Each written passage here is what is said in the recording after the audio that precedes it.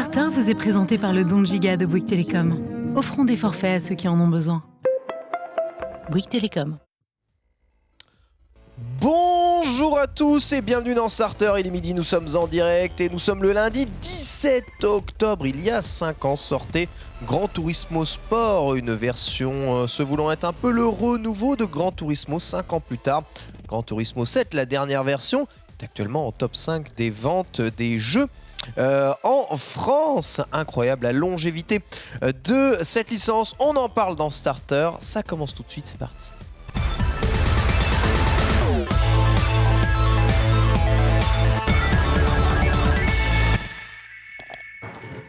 Ah, j'arrive, c'est moi. Ah, incroyable, faut aller T'étais vite, si loin. Et d'habitude, t'es beaucoup plus. Ouais, je sais pas ce qui se passe Quel, là c'est lundi, quoi, Ah, ouais. ce week-end a été compliqué. C'est-à-dire compliqué. Ah, j'ai fait une sortie vélo, j'ai crevé à 90 km de Paris. J'ai Oh, dur. rentré. Ah ouais. T'as vu la fin de She-Hulk aussi, peut-être. J'ai vu la fin de Shulk, mais C'est compliqué. bon, ça c'était trop bien ça. Ah, il en faut bien un au moins. On en Oui, parle. Ouais. Mais c'est trop bien She-Hulk, arrêtez. À Quoi chaque fois on parle de ça, ça me rend fou. Laissez Ça She-Hulk va, là tranquille, Hein c'est Non, trop mais bien. non, quoi. bah. C'est trop cool Non, She-Hulk. arrêtons. Même la fin. Ouais, laissons cette série tranquille, n'en parlons c'est plus jamais. différent. Parce que quand tu dis c'est trop cool, j'entends c'est trop. J'ai pas là le. Il y a un blip qui se fait dans mon esprit, c'est incroyable. Moi je voudrais plus de trucs comme ça parce que ça fait rager hein, tous les bandeurs de Marvel. Oh, tellement. Et ça Tellement. fait tellement tu plaisir. connais un bandeur de Marvel, toi? Moi, je connais pas. Hein. Bonjour Nanix, comment vas-tu? Bien évidemment, bienvenue les amis dans Starter. Comment ça va mon Ken? J'espère que vous avez passé un excellent week-end dans le chat, évidemment en plateau également, hein, avec Max et Adibou. On démarre évidemment ce Starter lundi avec pas mal de choses au menu, je crois. Mais peut-être Oh, saluer nos deux collègues d'ailleurs. Hein. Tout à fait, on va saluer les collègues d'abord. Collègue 1 Adibou, bonjour collègue 1, collègue comment ça 1. va? Bah écoute, très bien, j'ai adoré regarder She-Hulk. Moi, honnêtement, cette série, elle me régale. Elle Ouais. est bien différente des autres. Et à chaque fois qu'il se passait un truc d'ouf, je disais exactement à ma partenaire de vie: oh, les gars qui adorent Marvel, ils doivent être en train de saigner des yeux. Oh les pauvres! Ça m'éclatait. Moi, franchement, je mange bien avec cette série, donc tout se passe bien. Le week-end était cool, il y a eu de l'Overwatch, il y a eu du Smash, et puis il y a aussi le jeu que j'ai alors testé. C'est peut-être trop fort parce que j'ai pas pu jouer 10, 15, 20 heures comme nécessite finalement un test, mais j'ai joué, allez, on va dire 5 heures grosso modo, donc on fera un bon aperçu. Il y a un indice. Un indice. aime le maudit. En effet, petit indice. hein. En bas de votre écran ou sur le Bisous, téton. bisous évidemment On au dit sur le téton. chat, évidemment. Masso les dinos qui nous dit hein, j'ai vu des crottes sur le trottoir plus agréables que She-Hulk. Et il a On raison, le ou pas. remercie évidemment. Bisous évidemment à Alvin Stick hein, qui se prépare à s'expatrier Oui. de France. On l'embrasse. Ou Alvin. Bientôt. Moi aussi, hein. Ah. On s'en va. Max, comment ça va?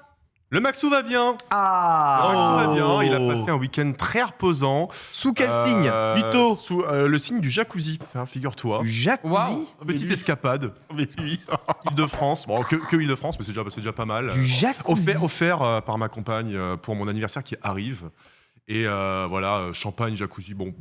Et vous, ça va? Ah mais les mecs, il a une vie, je te jure, j'ai envie de la vivre. Le week-end, Après, le dimanche, jacuzzi quoi. Je pense tranquille, quand même, franchement. Donc là, je suis reposé à fond. Et on va faire la mise à jour. Et c'est une énorme semaine pour le jeu vidéo, notamment. C'est vrai. Vraiment, on sent qu'on arrive, qu'on est en pleine fin Franchement, bof. d'année. Hein. Franchement, bof, nickel. Ouais. Bah voilà, merci de saucer tout le monde. Franchement, bof. Vous verrez, mais vraiment, il y a de quoi se régaler. Et aussi un petit peu dans le cinéma et les séries, évidemment. Bien entendu, puisque regardons, je regarde vite fait là, la mise à jour, qu'est-ce qui arrive? En effet, c'est le.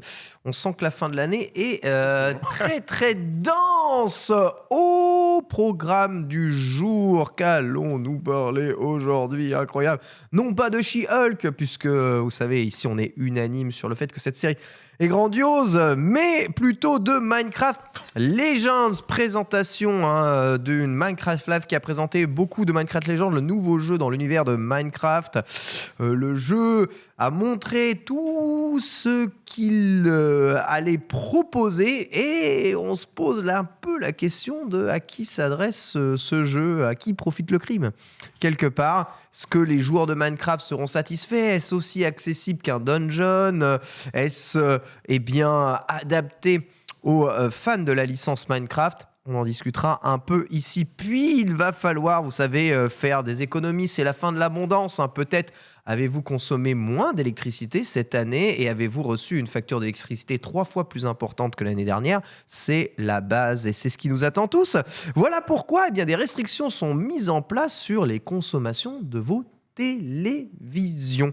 Oh. Mais, le problème, c'est que la plupart des télés 8K, nouvelle génération, on sait à quel point c'est utile la 8K, Bah oui, la PlayStation 5 l'atteint sans aucune c'est difficulté marqué. en 670 FPS, semble être très loin des standards de consommation imposés par l'Union européenne. On en discutera. Combien consomme votre télévision ? Êtes-vous prêt à jouer sur un écran 21 pouces d'ordinateur comme Chronoteka pour faire Uncharted ? On vous posera évidemment la question. Puis enfin, c'est le drama Bayonetta 3. Vous avez entendu parler de ça. Évidemment, ce week-end, ça faisait partie des gros dramas de ce week-end, avec les youtubeurs qui font des expériences bizarres et amourantes. Malheureusement, Miskina qui est vraiment dans une grosse difficulté. On reviendra là-dessus dans le récap. Mais Bayonetta 3... évidemment, au cœur des débats, appel au boycott suite au manque de la doubleuse d'origine de Bayonetta.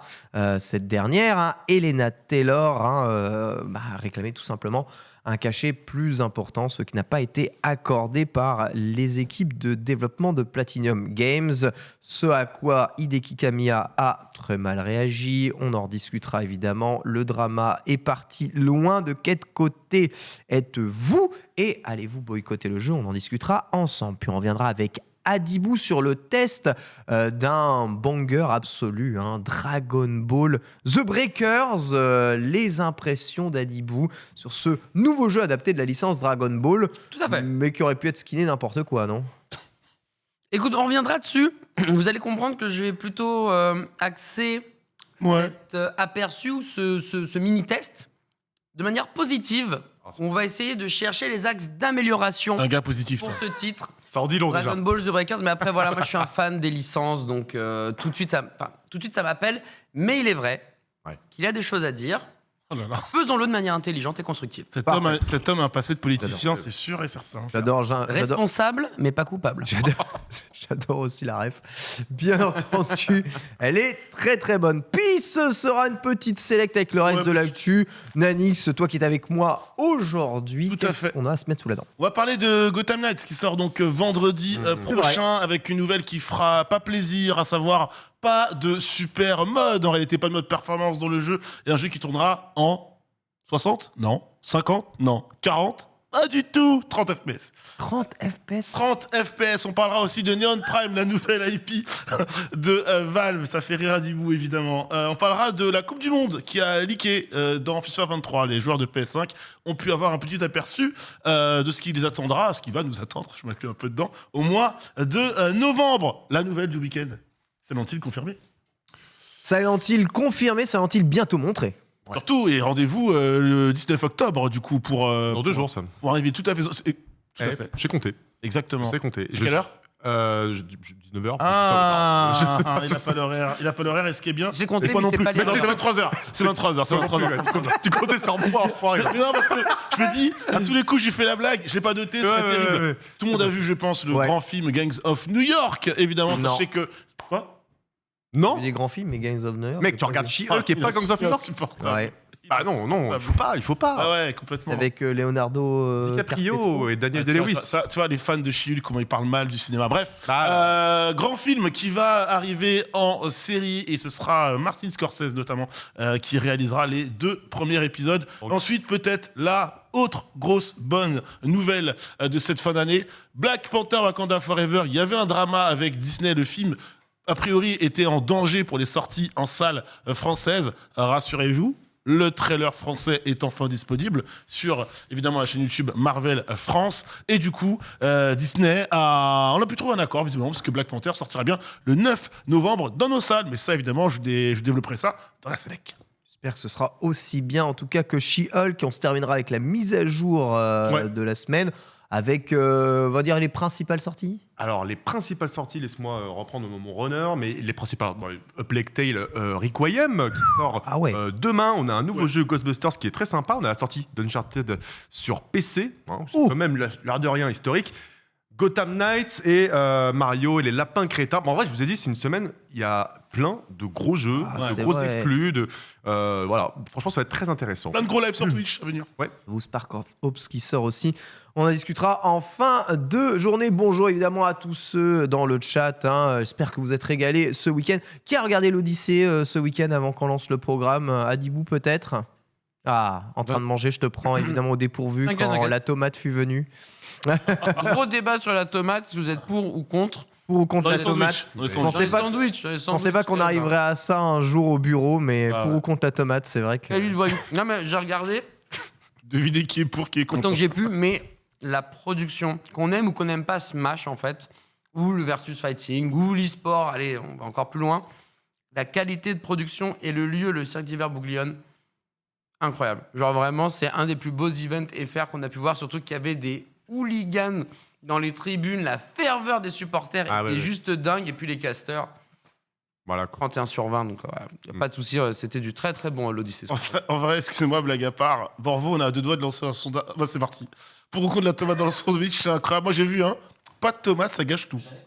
Après, Voilà. c'est du débat de culture populaire aussi, C'est de la puisque pop culture. certains défendent que la tomate eh bien, mouille le pain, rendant Tout à bien fait. le Je dirais même que sandwich c'est de la moins pulpe bon. culture, c'est dur à dire. Oh, La pulpe elle est belle. culture. Ouais, D'autres défendent Très que belle. la tomate sublime les ingrédients à l'intérieur. Salade, tomate, oignon. Faut-il en terminer avec tout ça? Ça ne sera pas du tout le sujet. On se lance tout de suite avec le menu principal.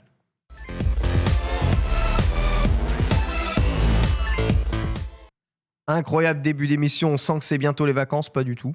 Avec un Minecraft Legends qui s'est montré. Minecraft Legends, qu'est-ce que c'est suite au Minecraft Live de 2022 donc, qui a eu lieu ce week-end. Un Minecraft Legends s'est montré un tout petit peu plus, ça a été l'occasion d'en apprendre plus sur le jeu, de voir des images très... confuse peut-être pour tous ceux qui ne jouent pas à Minecraft, mais en tout cas bien moins clair que ce qu'ils avaient montré sur Minecraft Donjon. Dans ce jeu, vous devez former d'alliances pour mener des batailles afin d'endiguer la corruption tout droit venue des Pinglin du Nether. Évidemment, comme je ne suis pas un joueur de Minecraft, j'essaye de ne pas écorcher les lieux absolus. Alors, quand on se dit, quand on regarde un peu tout ça, on dit ouais, c'est incroyable, c'est tout mignon, on chevauche un petit minou, c'est juste fou. Mais voilà, une fois que l'on lance et qu'on se lance dans les mécanismes de combat, on se rend compte qu'on a beaucoup d'armées à gérer, un peu à pied, il faut les envoyer partout, mais il faut quand même crafter eh bien, ces munitions, ces armes, etc., avec des menus qui sont plus compliqués qu'un Fortnite en mode construction.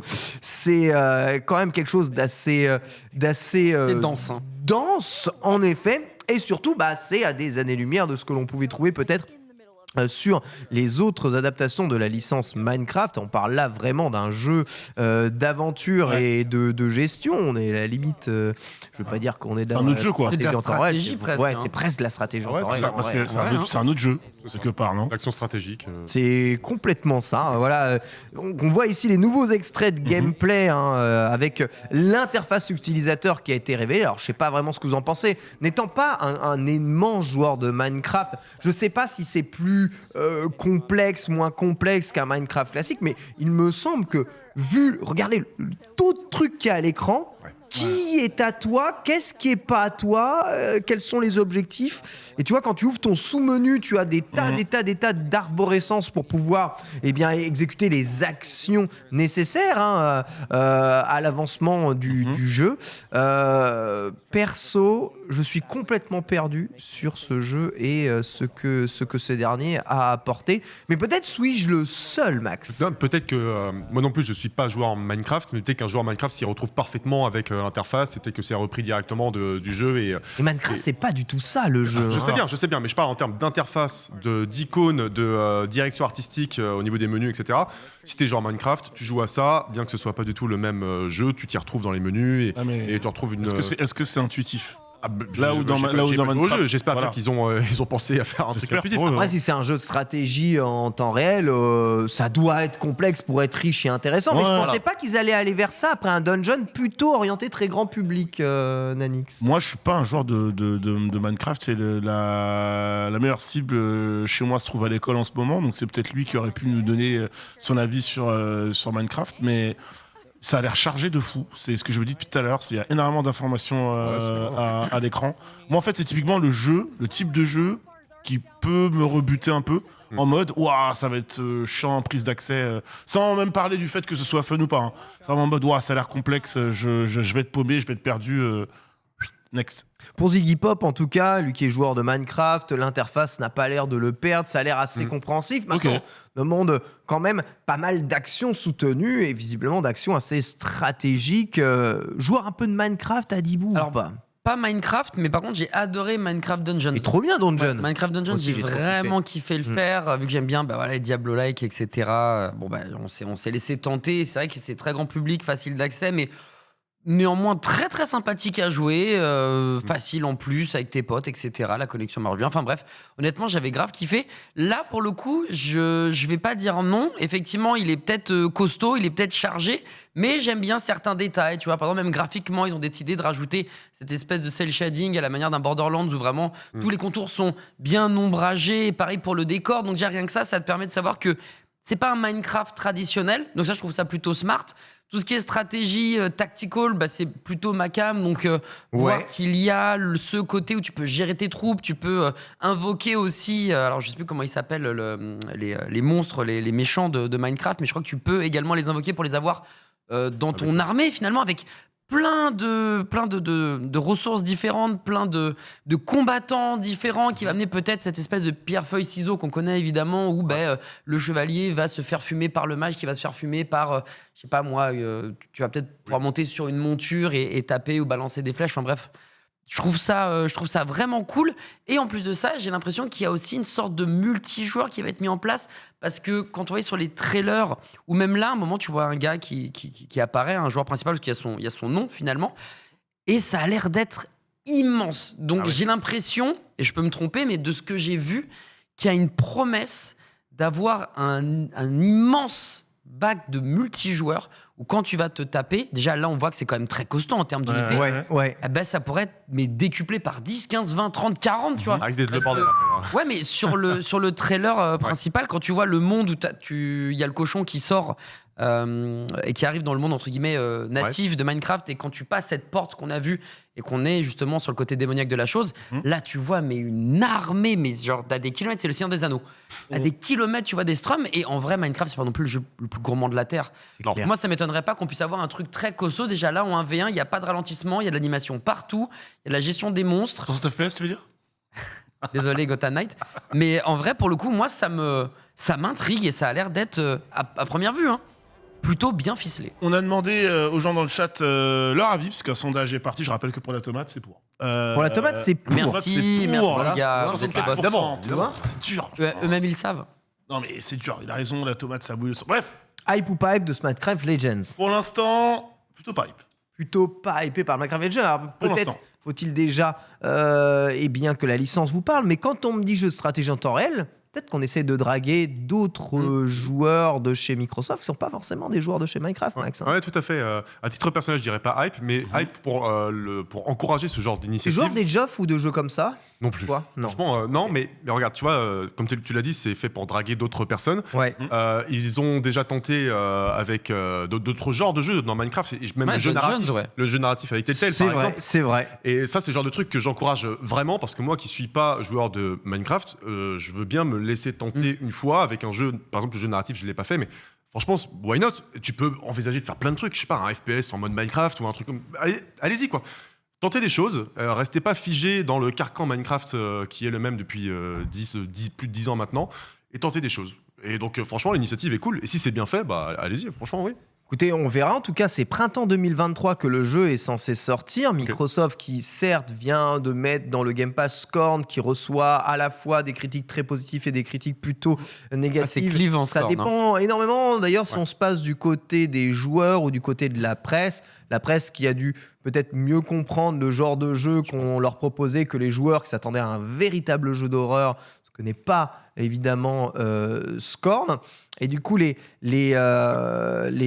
retours sur le jeu sont plutôt assez divisés. Un jeu peut-être qui sera reconnu par ses pairs qu'après sa mort. Encore une fois. Par contre, je dirais que c'est un vrai jeu d'horreur, mais c'est pas un jeu d'épouvante. Ouais, Tu c'est vois ça. C'est pas un jeu qui fait peur, mais c'est un jeu d'horreur pur dans le C'est un sens. jeu vomito un peu. Ouais, clairement. C'est une direction artistique qui est dégueulasse, qui est oppressante, qui te met dans le mal, mais Pas qui dégueulasse, dit organique. on dit Organique. Voilà. biomécanique, je dirais Voilà. même, mais qui est en même temps fascinant, tu vois, parce qu'il y a un vrai travail d'architecture et tu es largué dans un univers que tu connais pas, que tu apprends à découvrir.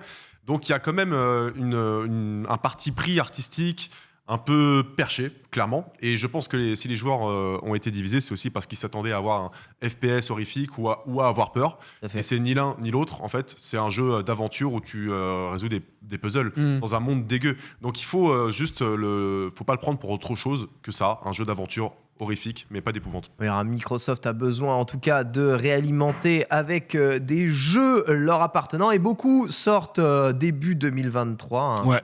Attends, évidemment aussi Starfield.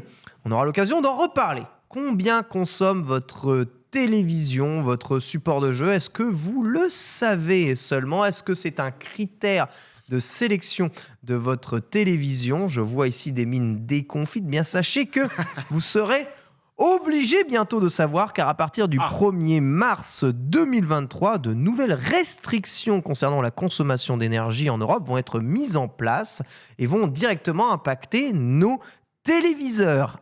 Ainsi, des télés 55 pouces pourront au maximum consommer 84 watts contre 112 watts pour des téléviseurs 65 pouces. Je vais vous faire un parallèle, vous allez vous rendre compte peut-être à peu près Dis-nous tout. de ce que ça représente. Hein. Un téléviseur 75 pouces, les fameux 75-77, souvent on a trois diagonales de dalles. Bon, 75, ceux qui ont ça à la maison, ils ont une fenêtre sur le monde. Hein. T'as ça toi? Bah, j'ai un 75 pouces chez moi, ouais. Ah ouais? Bien sûr que oui. Mais pas de recul. Et ça c'est bien, parce qu'il est vraiment dans la Il télé. est à 1 mètre. Alors, T'as quoi? 75 pouces OLED? non, Samsung, donc c'est QLED du coup. QLED, d'accord. Voilà. Ok. Et non, j'ai du recul. À la base, non, mais après, on a reset up le salon, parce que sinon, c'était pas possible. Excusez-moi. On a pété la chambre du petit, maintenant Alors, moi, il j'étais va là en dans le mode, ça va? Ouais, trop bien ce film. Excusez-nous. Bref, les 75 pouces ne pourront pas consommer plus de 141 watts. Eh bien, c'est quelque chose qui va exclure quasi directement toute forme de télévision 8K non OLED de l'histoire, puisque la 8K consomme beaucoup plus, évidemment, avec une densité de pixels à allumer plus importante. On a une consommation qui peut parfois être beaucoup plus élevée que les télévisions 4K. Et ça va exclure énormément de QLED ou de mini LED du marché, parce que rétroéclairage oblige, le LCD a tendance à pas mal consommer. Ainsi, pour vous donner un tout petit peu un ordre d'idée, actuellement, le LG C2, donc le dernier téléviseur OLED de chez LG sorti en 55 pouces, consomme 81 watts. Ok, donc il serait dans les normes puisqu'il faut consommer moins de 84 watts. Mais il en est juste, il en est en SDR.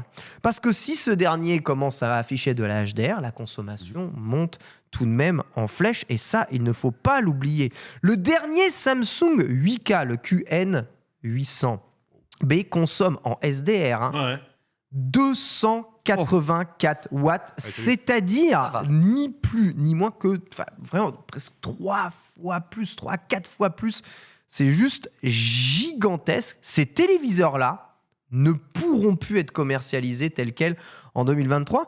Donc, la 8K va être de plus en plus difficile à adapter.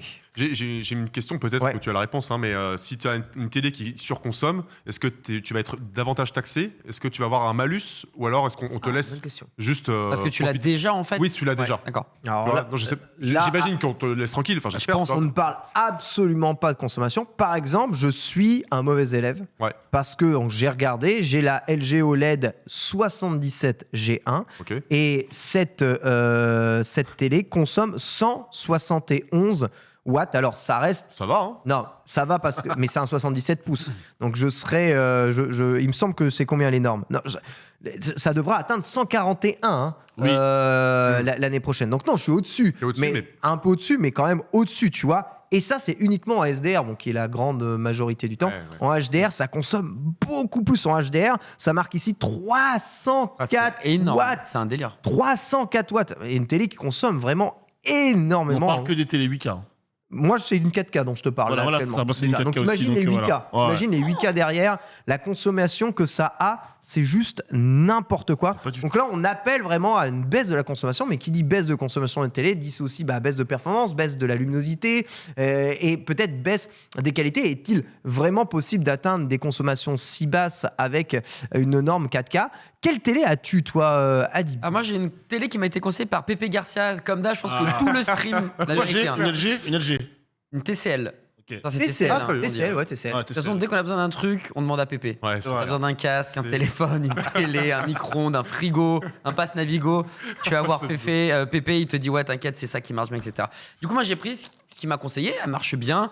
Alors bon, de temps en temps, elle a des caprices, mais globalement, ça fonctionne bien. Je ne sais pas du tout combien elle consomme. Je sais pas du tout si c'est une OLED, QLED. Franchement, elle fait le taf. Elle ouais est pas très grande. Elle fait peut-être un mimimatier et demi, quelque chose comme ça en termes de diagonale. Et Petit enfin, c'est Quoi cet indice de. Bah, l'indice Bah, en mesure c'est un Mimimati diagonale, to c'est un- scale, c'est le un fameux 32, Mimimati bah, to c'est un scale. 1m32 quoi. Ouais, la pour un diagonale. PP, on peut dire Voilà, pareil. pour un Salut, PP Mimi, aussi, hein. c'est pareil. Ça, Donc, c'est une mythe. franchement, elle fonctionne bien. Je sais pas si je consomme plus pour être totalement franc, mais en tout cas, j'ai pas une bête de guerre parce que j'avais que 500 € à mettre au niveau de la télé. Donc moi, je suis pas forcément impacté. Puis, je suis pas quelqu'un qui regarde énormément. Moi, c'est pour regarder Netflix, Disney+, She-Hulk, etc.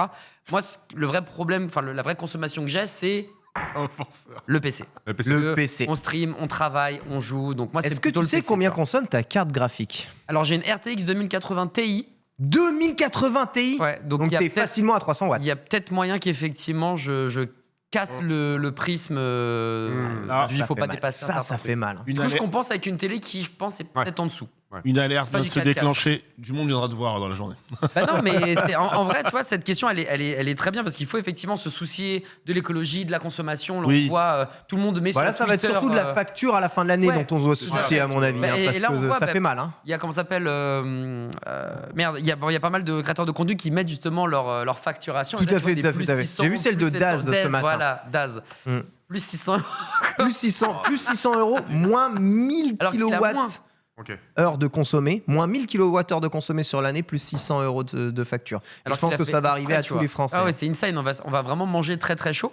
Donc c'est hyper important de regarder tout ça pour l'écologie, pour nous aussi, pour payer moins. Ouais. Et par contre, ce côté, est-ce que c'est pas bien par rapport au TV 8K? Franchement, ça concerne une poignée de personnes. Toi, C'est quand plus chiant t'achètes pour la les télé, tu constructeurs, regardes pas l'indice. Hein. Mais franchement, alors je suis désolé, jamais je regarde l'indice. Mais là, Genre pour le J'avoue coup, que moi j'ai vu le logo G, c'est Ouais. le G arriver avec donc, la barre tout en bas avec ça consomme trop Ouais, sur ouais, le ouais. truc de la le noir télé. avec une J'ai tête de mort. J'ai commencé à transpirer, je me dis Ah. heureusement que je pédale, parce que la culpabilisation est là. Ça te concerne toi Max? Tu regardes quand tu achètes une télé les consommations de ces dernières? Alors non, mais dans cette situation économique et écologique, je pense qu'on a tout intérêt à regarder juste pour payer moins cher de chacun, quoi. C'est la première.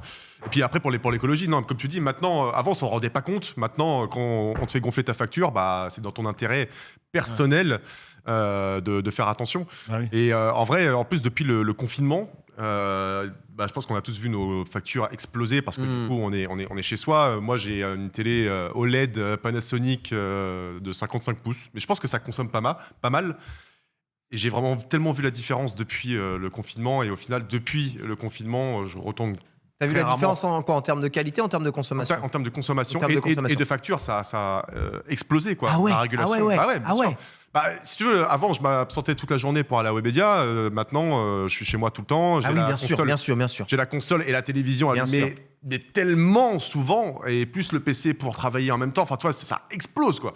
Ouais. Et depuis, en fait, j'ai gardé ce rythme-là. Et donc, ouais, je pense que si je change de télé un jour, ce qui finira bien par arriver, je regarderai. Et après, il faut voir aussi cette restriction gouvernementale, comment les constructeurs vont s'adapter à ça, parce que je pense qu'ils vont plutôt se creuser la tête pour faire des trucs moins énergivores sans trop perdre de performance. Mais s'ils n'y arrivent pas, ça veut vraiment dire que ça peut ralentir tout le marché, toute l'évolution de la technologie.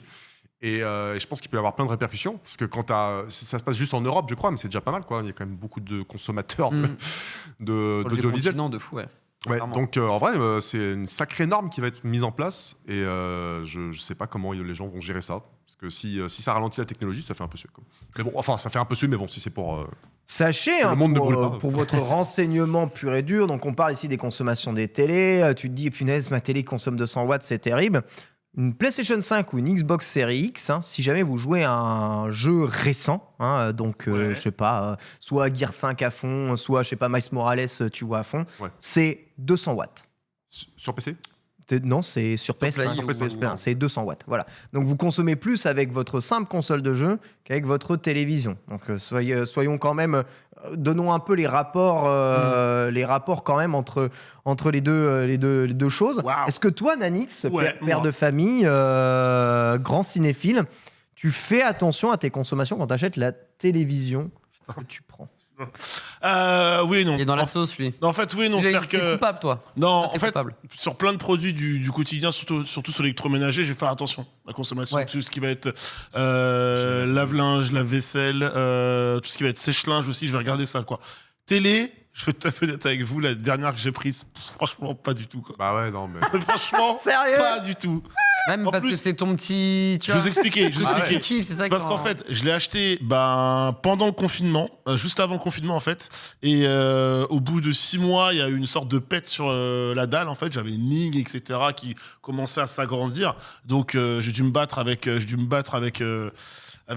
la marque quoi. Donc même Pépé m'a conseillé d'ailleurs parce que ça a duré au moins 4-5 mois cette histoire. Ils m'ont renvoyé un modèle qui était à peu près le modèle équivalent mais qui est sorti l'année d'après. Et donc du coup j'ai pas du tout regardé. Moi je voulais avoir la même télé que j'avais Ok, eu avant casse quoi. Donc voilà. Juste, c'est aussi un message à passer ici. Donc, de toute façon, on va passer des normes pour que les choses consomment de moins en moins. Notez que ces normes ne semblent pas encore apparaître sur nos cartes graphiques, nos consoles de jeux ou nos autres types d'appareils.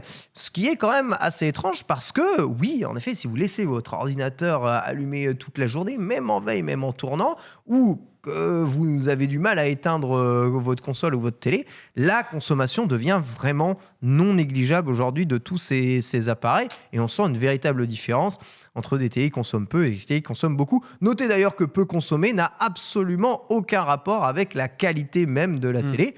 Dernière vidéo de Pépé Garcia le montre très bien avec le dernier écran Panasonic qui est très cher à l'achat, certes, mais qui a réussi à réduire ses consommations de 30% par rapport à l'année d'avant, Ok. tout en ayant une luminosité quasiment jamais atteinte pour de l'OLED. Quelque chose d'assez fou. Voilà en tout cas, la 8K, ça n'intéresse de toute façon personne, je pense ici. Non, tu penses passer à la 8K un jour Ouais, c'est pas pressé, hein. C'est quoi qui te ferait basculer en 8K? En 8K? Est-ce que ce serait le cinéma qui y passerait ou est-ce que ce serait les consoles de jeux qui pourraient l'afficher? Je pense plutôt les consoles de jeux étant plus consommateur de jeux vidéo que de cinéma, Ok. même si je suis un peu cinéphile sur les bords.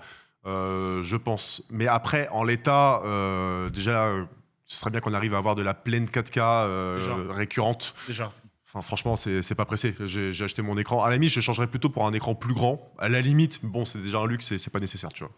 Mais la 8K, pour l'instant, on est loin. Il n'y a que YouTube de temps en temps qui fait des vidéos 8K. C'est de la 8K Non, mais faut être compressée. donc- premium maintenant. En tout cas, là où je suis extrêmement content, c'est qu'en 720p maximum sur ma Switch, je consomme évidemment très peu. Tous les Switchers sont des écolos en puissance. On va parler Ils ont justement de la surtout pas le Switch, puisque nous allons revenir sur Bayonetta 3 et le drama de ce week-end, coup de théâtre absolu. Elena Taylor, la doubleuse d'origine de Bayonetta 2, a refusé de doubler dans Bayonetta 3. Elle a fait un message sur Twitter et un post expliquant qu'elle a refusé un cachet de $4 000 pour le rôle parce qu'elle estimait tout simplement que c'était vraiment très très mal payé, et c'est tout à son honneur. Les réactions juste derrière,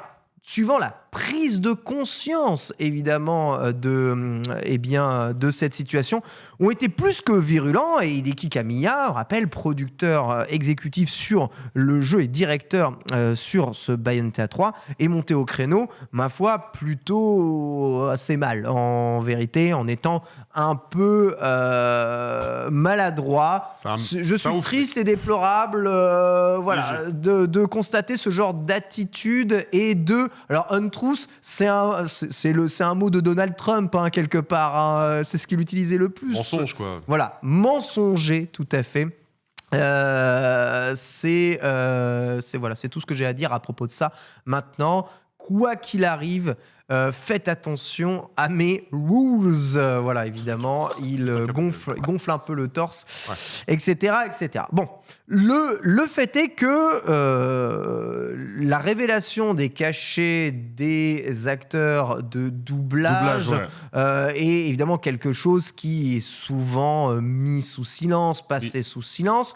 Il est énormément en fonction de la notoriété de ce dernier et aussi bien du CV évidemment de ce dernier.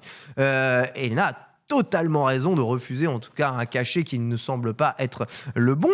Et de ce fait, sa remplaçante, Jennifer Hale, qui est la doubleuse de Rivette dans Ratchet & Clank, elle double aussi Samus dans Metroid Prime Trilogy. Naomi Hunter dans Metal Gear Solid aussi. Tout à fait, Naomi Hunter dans Metal Gear Solid, tu as tout à fait raison, celle qui fait Chronica aussi dans Mortal Kombat 11, prendra ce rôle. On ne sait absolument pas quel cachet cette dernière va toucher. Théoriquement 4000. Voilà, pour faire ça. Alors, Théoriquement 4K.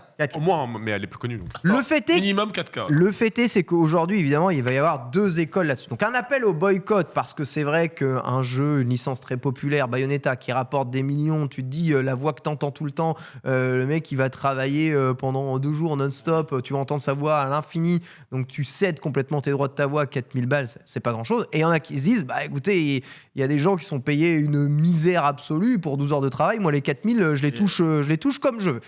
C'est évidemment très difficile de trancher, mais le public semble se ranger du côté de la doubleuse avec un appel au boycott fort. On va poser déjà quelques questions. Est-ce que vous-même allez boycotter Bayonetta 3 ? On peut vous poser la question justement ici. Et on va faire un petit tour de table de la situation actuelle. Nanix, oui, c'est moi. Ton point de vue par rapport à ça, vers où est-ce que tu te rangerais ? C'est-à-dire, quelle est la question va Banquet de Bogard ? Je sais que c'est une question difficile, Voilà, car elle va t'obliger à faire un choix moral. Exactement, terrible. Très très fort. À savoir, est-ce que je pousse vers le boycott de Bayonetta 3, c'est ça ? Non. Est-ce que je mange du côté de la doubleuse ? Non, sans parler de ça. Est-ce que pour toi, la doubleuse a eu raison de refuser en tout cas ce cachet ?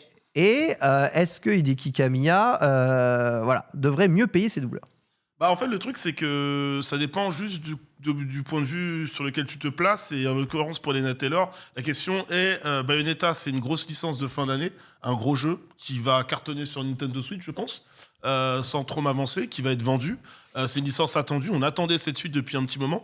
Donc déjà, ne serait-ce que sur la notoriété du jeu, tu peux aussi avoir un prorata par rapport à ton salaire. Après, je lisais dans le chat, c'est pour combien de temps ? Alors, il y en a qui, je pense que c'était pour du troll. Si c'est pour 1 heure de taf, bon, ça peut être 2 jours, 3 jours, 8 jours, j'en sais rien, pour poser la voix, etc. Mais après, il y a toujours cette question, est-ce que tu n'as pas, comme pour l'écriture, des droits d'auteur, des droits d'image derrière, une fois que tu as posé ta voix, si le jeu cartonne, est-ce que ton cachet est juste pour les 2 heures, les 2 jours, les 2 semaines de doublage, ou pour l'intégralité ? Une sorte de forfait. Oui. Moi, j'ai l'impression quand même, honnêtement, 4000 $, c'est pas énorme, quoi.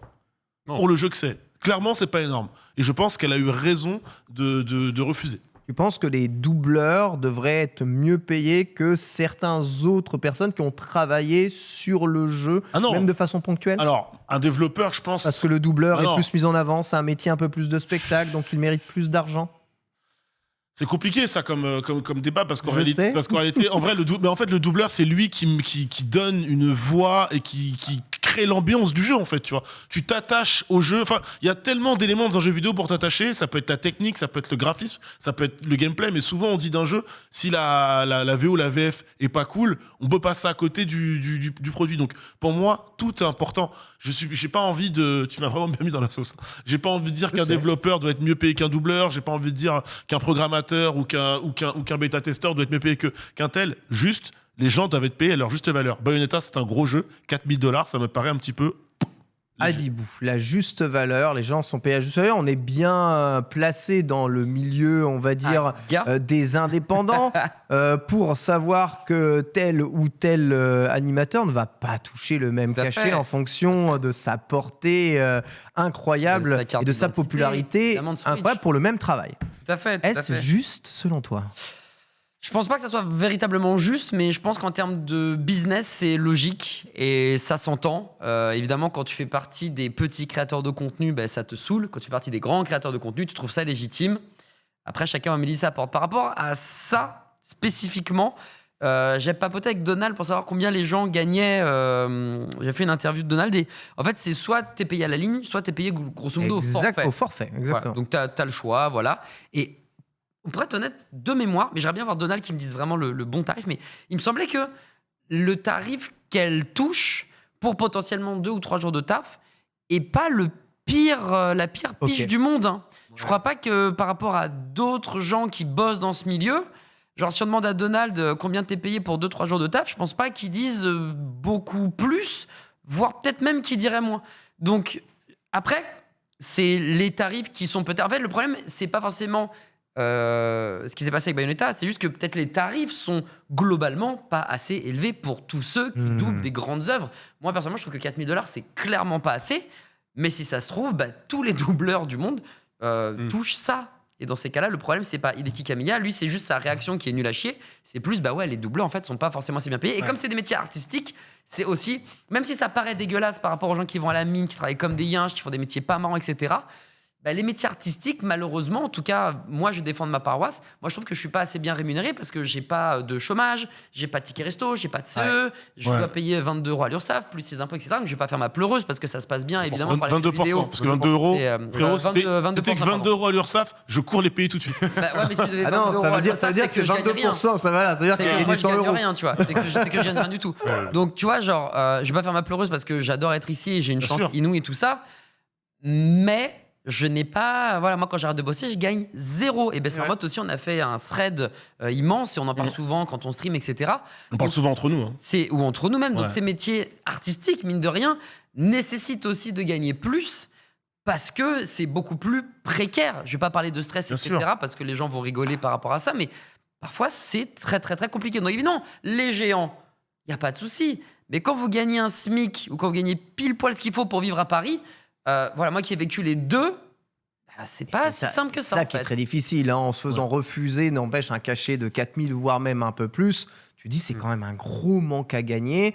Et elle a quand même su porter loin son message pour dire, écoutez, maintenant, il faut payer un peu plus. Là, pour le coup, GG, en tout cas, elle, parce qu'elle s'assoit complètement sur le cachet. Max, ton point de vue, du coup. Ouais, là-dessus. en plus, elle brise un NDA, je crois. Donc, c'est vraiment Oui, elle preuve brise un de bonne NDA, foi de ouais. sa part Oui. qu'elle n'est pas là pour mytho. Enfin, après, encore une fois, moi, est-ce qu'il faut boycotter les jeux? Je pense pas pour autant. Et surtout, en fait, tu sais pas ce qui s'est passé exactement. C'est un point de vue qui est loin, qui vient d'une personne, et tu sais absolument pas. Il faut toujours prendre beaucoup de recul par rapport à toutes les infos du monde, surtout quand tu es journaliste, c'est primordial, tu vois. Tu sais pas ce qui s'est passé. Littéralement, t'es cassé embrouillé. Peut-être qu'elle a eu un comportement pas cool avec Platinum Games. Peut-être que tu sais pas. Il peut y avoir plein de trucs. Peut-être qu'elle était payée plus sur Bayonetta 2 aussi. Ouais, peut-être. non mais ouais, peut-être. Voilà, Après, c'est possible, mais en fait, Ça, juste, à mon avis, je j'en connais doute. pas. Pareil, mais- Je connais pas les termes qui peuvent amener à une potentielle embrouille entre deux parties. Il y a quelqu'un qui dit un point de vue, mais t'en sais rien, quoi. Enfin, je veux dire, on est tellement loin de tout ça, il faut pas croire sur parole tout le monde. Et je pense que c'est vraiment une règle d'or pour toutes les infos que vous avez. Peut-être pas toutes non plus, mais tu vois, si c'est officiel, c'est officiel. Mais globalement, il faut toujours pas prendre ça pour argent comptant et avoir plusieurs sources. C'est la base. Donc là, le jour où tu auras une enquête qui dira un petit peu plus ce qui s'est passé, Ouais, ok, je pourrais comprendre. Après, 4 000 $, c'est pas ouf, je suis d'accord. En Mais Car on sait pas. diverses réactions évidemment dans le chat, vous avez tous votre point de vue là-dessus. Juste, je rappelle quand même que peut-être boycotter un jeu pour on va dire un événement très isolé, c'est aussi malheureusement pénaliser énormément de personnes qui ont travaillé sur ce jeu. Voilà, Ouais. les doubleurs ne sont pas les seules personnalités à travailler sur le jeu. Et je crois que Bayonetta 3 a en plus eu un développement déjà bien assez difficile, Ouais. long et je pense extrêmement compliqué. Voilà, pénaliser peut-être un jeu et appeler au boycott pour un événement isolé tel que celui-là. On pourrait appeler peut-être au boycott si les conditions de travail étaient déplorables chez Platinum Games et que l'appel au crunch était permanent, voilà, impliquant peut-être des centaines de personnes dans des conditions difficiles. Peut-être que pour un cas isolé, même si on le déplore, hein, c'est voilà, il faut peut-être savoir garder. Quoi qu'il arrive, le jeu arrive là. Et enfin, j'ai vu des gens déjà. Oui, c'est déjà prévu touché au jeu. le 28 octobre. Ouais, je c'est pense. ça, il est je crois, prévu ouais. fin octobre. T'as raison. J'ai vu déjà des gens refaire les anciens Bayonetta, Ouais. se préparer Ça va. justement pour cette dernière. Sachez qu'il me semble que la voix japonaise d'ailleurs ne change pas. Toujours la même. Et, Voilà. et Jennifer Hale, encore une fois, c'est aussi une grande comédienne de doublage. Elle a un passif énorme. Je crois d'avoir 20 ou 30 ans de carrière derrière elle. Donc, c'est un bon remplacement, si je puis dire. Tu vois. Et par contre, ce qui m'étonne, c'est qu'effectivement, 4 000 $, alors que c'est quand même elle qui a incarné aussi. Parce que là, tu prends de la valeur. Quand c'est toi Ouais. qui incarne un personnage iconique Ça, sur c'est vrai. plusieurs jeux, Ça, c'est vrai. peu importe les 2 ou 3 jours de doublage, c'est toi Bayonetta. Donc Mhm. logiquement, c'est normal qu'on gonfle ton salaire, quoi. Tu vois, Puis comme ça prouve que tu bosses main dans la main avec la société. Enfin, je sais pas, genre, c'est toujours la même chose quand t'es entre guillemets artiste ou dans ce milieu, tu travailles pas tu travailles avec quelqu'un. C'est Et vrai. là, vraiment, c'est la sensation de non, t'es juste un prestataire de service. Ouais. Tu n'as aucune valeur à nos yeux. Est-ce donc que c'est tu pas prends ça- tes 4 000 est-ce que- balles ou tu te casses. Est-ce en que fait. c'est pas ça Ça, c'est est-ce chiant. que c'est pas ça qu'elle dénonce quelque part en fait, quelque part avec cette C'est peut-être parce que, et le chat a raison, même si on n'en a pas connaissance, vu son CV, Jennifer Hale a dû leur coûter plus cher, Ah c'est ouais. sûr et certain. je pense. Oui. C'est sûr et certain. Ouais. Donc en fait, ils ont payé Double foutage de. Ils ont payé plus cher le doublage au final, mais pas pour la même personne. C'est dire la cruauté, évidemment, On ne sait pas. de ce marché. Voilà en tout cas là-dessus pour Bayonetta. On aura l'occasion de reparler en tout cas du jeu et surtout se concentrer sur le jeu qui, d'après les previews, s'annonce excellent d'ici la sortie. On va passer à la première chronique du jour et c'est une chronique découverte du jeu Dragon Ball The Breakers. Faut-il s'y intéresser? Adibou nous dit tout.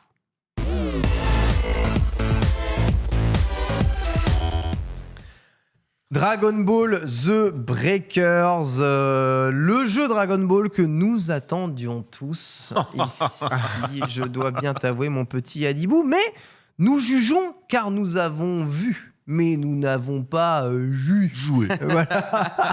Toi, tu étais dans le jus, tu as pu eh bien, te tirer un peu de tout ça, de ces fameux jeux au gameplay asymétrique dont tout le monde a envie un peu de trouver la perle rare. Effectivement, déjà, Kamehameha, tout le monde, hein, bien évidemment, le 14 octobre sortait justement Dragon Ball The Breakers, que vous pourrez trouver sur PC, PS4, PS5, Xbox Series X, One, bon bref, toutes les Xbox, il n'y a pas de galère. Et moi, personnellement, quand j'ai vu le trailer du jeu, eh ben, j'étais heureux. D'accord. Je dois le dire, hein, vraiment, c'était il y a déjà quelques mois. Hein. Ah ouais. J'étais heureux, j'étais hype, j'étais aussi foufou que, je sais pas moi, Nanix qui arrive alors en plateau, par exemple. J'étais aussi Ça me rend heureux, ça. dingue que quand Locke t'apprend qu'en bas de chez elle, il y a un Five Guys qui ouvre. J'avoue. Que Elle Zulu, déteste Five Guys. quand il ouvrira ses yeux et se rendra compte que Magic est Magic, c'est supérieur mieux, à bien Yu-Gi-Oh! sûr, bien sûr. Et que, je sais pas, que Max Cagnard, Voilà. tout court, parce que Max... Jouera sur Xbox un jour. ouais, bah, Max, c'est un mec, il se réveille, il est heureux, de toute façon, de base, il est beau, vrai. il est grand, il est fort. Facile. Bref, est-ce que j'étais le seul dans ce cas-là ou pas En vrai, Ici, Alors, Ouais. peut-être. en toute franchise, le gameplay, le principe du jeu me plaisait beaucoup. Ok, Par au moins contre- le principe. Techniquement, c'est un peu comme ce que j'ai mis malheureusement comme balle à Sonic Frontiers tout au long du week-end, c'est que ça donne pas envie quoi. Ça donne Ok. vraiment pas envie. Donc dès le trailer, toi, ça t'a pas inspiré parce que graphiquement, on était Bah, aux fraises. C'est graphiquement et techniquement le jeu il a l'air aux fraises de fou. Par contre en vrai dans ce système de jeu asymétrique, c'est le gameplay qui passe un petit peu avant. Donc je serais curieux de mettre la main dessus. Voilà. en toute Très bien. franchise. Toi, mon Ken, hypé comme moi ou J'ai pas déjà vu des trop jeux comme ça être adaptés un peu sous des formes bizarres dans les salles d'arcade japonaises. Hein. Il y a eu Ok. le Battle Royale Jojo Bizarre Aventure, hein, d'ailleurs jamais sorti sur console. Il y a eu Ok. un jeu de baston 2 contre 2 Dragon Ball aussi sorti pile poil en arcade. Voilà, il y a des tentatives comme ça qui sont faites. Ici, ça commence à faire des tentatives sur console de jeu. Voilà, ça ressemble beaucoup à un skin sur une idée de jeu. Ok. Et c'est peut-être un peu ça qui me dérange le plus. Ok. Et toi, Max, pas trop hypé, tu me disais, Alors, je crois. bah, moi, j'ai pas d'affect avec Dragon Ball, donc Très bien. voilà, c'est malheureusement. Ok, mais non, par mais- contre, en revanche, le genre de jeu asymétrique, c'est quelque chose qui prend de l'ampleur. J'aime bien les différentes C'est vrai. propositions qui sont faites dans les franchises qui essayent Effectivement. ce genre de jeu. Effectivement. Et on y reviendra justement. En tout cas, moi, ça m'a hypé parce que si vous ne le savez pas, je suis un Yankee des licences. C'est terrible. D'accord. Tout ce qui est manga animé. Enfin, moi, je plonge C'est avec vrai. la première. Ça m'émoustille. Comme Max Cagnard, finalement. Tu vois, encore une fois. C'est Il est plutôt un mec qui moustillant, me- c'est vrai. Ouais, Il est Ouais, plutôt émoustillant. Bah, t'es là, donc c'est toi qui prends. hein, Cet homme pour a le aimé coup, Chiu, c'est mort, je c'est rappelle. Et, hein, t'es obligé. quand même. Alors dans le trailer, du coup, on aperçoit effectivement très vite les tenants et les aboutissants de ce jeu vidéoludique d'un titre qui nous vient de chez Namco Bandai, développé par Dims, entre autres. Donc on y joue Asha, grosso modo dans l'univers de Dragon Ball, un jeu asymétrique, évidemment, où vous avez un grand méchant de la saga. Là, c'est Freezer, Boo et Cell qui vont devoir aller chasser 7 survivants. Mais là, il n'y a pas de Sangoku, il n'y a pas de Vegeta. Il n'y a même pas Krillin, c'est pour vous dire. Vous êtes vraiment juste un gars.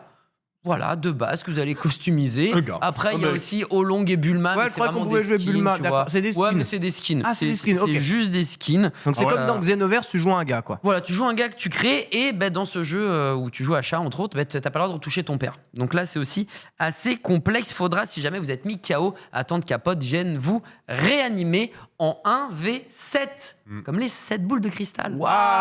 Waouh. Et Ça ça, donne c'est beau. envie. Et ça, c'est beau. Donc, on s'inspire évidemment des jeux asymétriques qu'on a pu voir avec le père de tout cela. On voit justement le skin Bulma, mais sinon, c'est vraiment un perso que tu peux créer au niveau des compétences que tu vois à gauche de l'écran. D'ailleurs, le menu est très fouillis, mais on y reviendra après.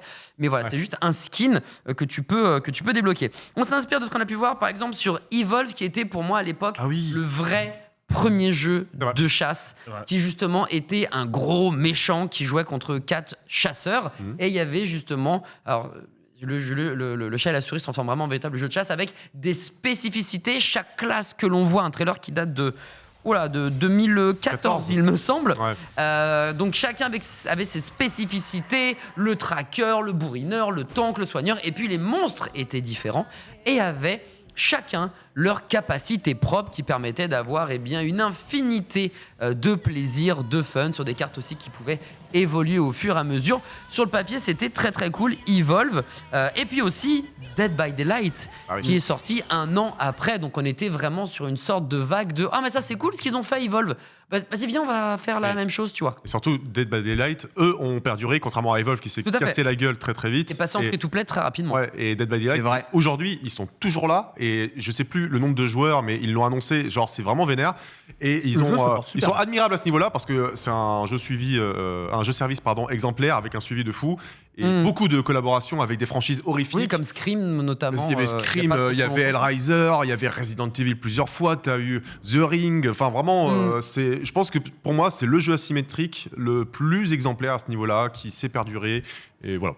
Ouais, vous l'avez vu, un look survival avec des sacrifices, des crocs de boucher, il y a un peu plus d'1 kilo, je vous le mets quand même. Ouais. Bref, là on est quand même Evolve et Dead by Daylight, c'est peut-être plus adulte que Dragon Ball The Breakers. Donc là on est sur du tout public, pas de souci, il n'y a pas de sang, les graphismes sont très manga/animé en cel shading. Voilà, une histoire rigolote où en fait vous êtes aspiré par une faille spatio-temporelle Ah et, ouais. et qui vous amène en fait à l'insablement à devoir survivre parce qu'en fait dans le monde où vous atterrissez, il n'y a pas Sangoku, Vegeta et toute la clique, ils ne sont plus là. Ouais, ils peuvent pas te Par sauver, contre, quoi. il y a toujours un méchant. C'est un truc de fou. Il y a un méchant, mais plus de gentil, mais Dieu merci, Trunks est là. Trunks se transforme en Walker Texas Ranger du temps. Il fait partie non pas de la Pat Patrouille, mais de la Time Patrol. Et c'est lui qui va réguler tout ce beau monde. Enfin, quand c'est pas l'heure du déjeuner ou avant 16h30 parce qu'après il a plus le temps évidemment. clair. Il a dit oui je suis sur ton dossier, Ouais. t'inquiète pas etc. Le gars est parti boire un La café. base. Tu coco, mais c'est pas non plus le gars trop méchant parce que même quand il a pas le temps, il t'explique que tu peux quand même t'en sortir grâce à des clés de puissance. Je vais y revenir, Trunks, du coup, plutôt fair play. Donc, une fois que la game est lancée, le 1v7 commence, comme je l'ai dit. Vous êtes soit le survivant, un des 7 survivants, soit un des méchants. Et vous allez devoir trouver les clés de puissance de chaque secteur. Parce que sur la carte, vous allez vous apercevoir qu'il y a 5 secteurs différents, nommés A, B, C, D, E. Au milieu, c'est la zone X, le secteur X. Rien à voir avec Amsterdam, évidemment. Et une fois que vous avez récupéré toutes les clés de chaque secteur et que vous avez activé les clés de chaque secteur là où il fallait, et bien là c'est ce qu'on voit en dessous de A, B, C, D, E. Là on voit que bien par exemple on est sur X location. Et bien vous allez voir la super machine temporelle apparaître.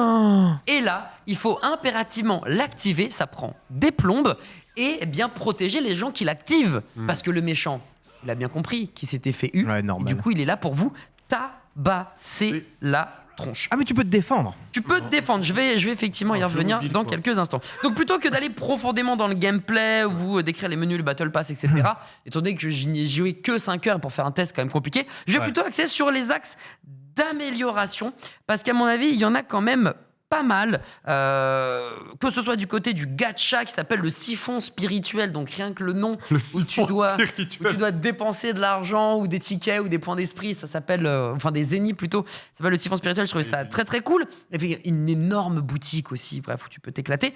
On va essayer plutôt de trouver, comment faire que ce soit plus sympa. Donc je mets le casque de chantier et je vais vous en faire un jeu qui va plaire littéralement à tout le monde. Parce que il est vrai que pour être totalement franc avec vous, parce que je me dois d'être franc, pour apprécier, jouer à ce jeu qui coûte une vingtaine d'euros, ce qui est pas énorme, mais qui coûte quand même 20 balles, eh bien, il faut quand même être fan de Dragon Ball, mais fan à un point où tu te tatoues sur un de tes deux calots la boule de cristal numéro 4. Ah, on en est là quand même. Ouais, pour moi. Si t'es fan de One Piece, Food War, My Dress Up Darling ou Mon Petit Poney, ça va pas te plaire. Je pense que ça va pas trop, C'est-à-dire trop que te le plaire. jeu en soi n'est pas suffisant pour te faire rester. C'est un plaisir coupable, Dragon Ball The Breakers. Donc c'est vrai que quand il joue, tu continues d'y jouer, mais à un moment tu te dis mais pourquoi j'y joue? J'ai un peu du mal à capter, mais ça t'attire quand même, tu vois. Et quand t'es un Yankee comme moi, tu restes dans la spirale. Mais quand t'es quelqu'un qui est plutôt à l'extérieur, tu peux te demander qu'est-ce qui est bien. Donc on va bosser ensemble, les amis, et on va vous faire un jeu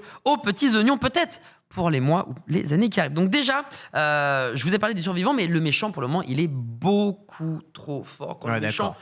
tombe sur toi, genre, c'est trop difficile de t'en sortir. Le méchant commence en phase 1 et va avoir différentes améliorations, transformations. Ah ouais, Donc, ok, ouais. il évolue, Exactement. d'accord. Au début, on est Popovic ou Spopovic, j'ai oublié comment Sporovic. il s'appelait. C'est Sporovic, pardon.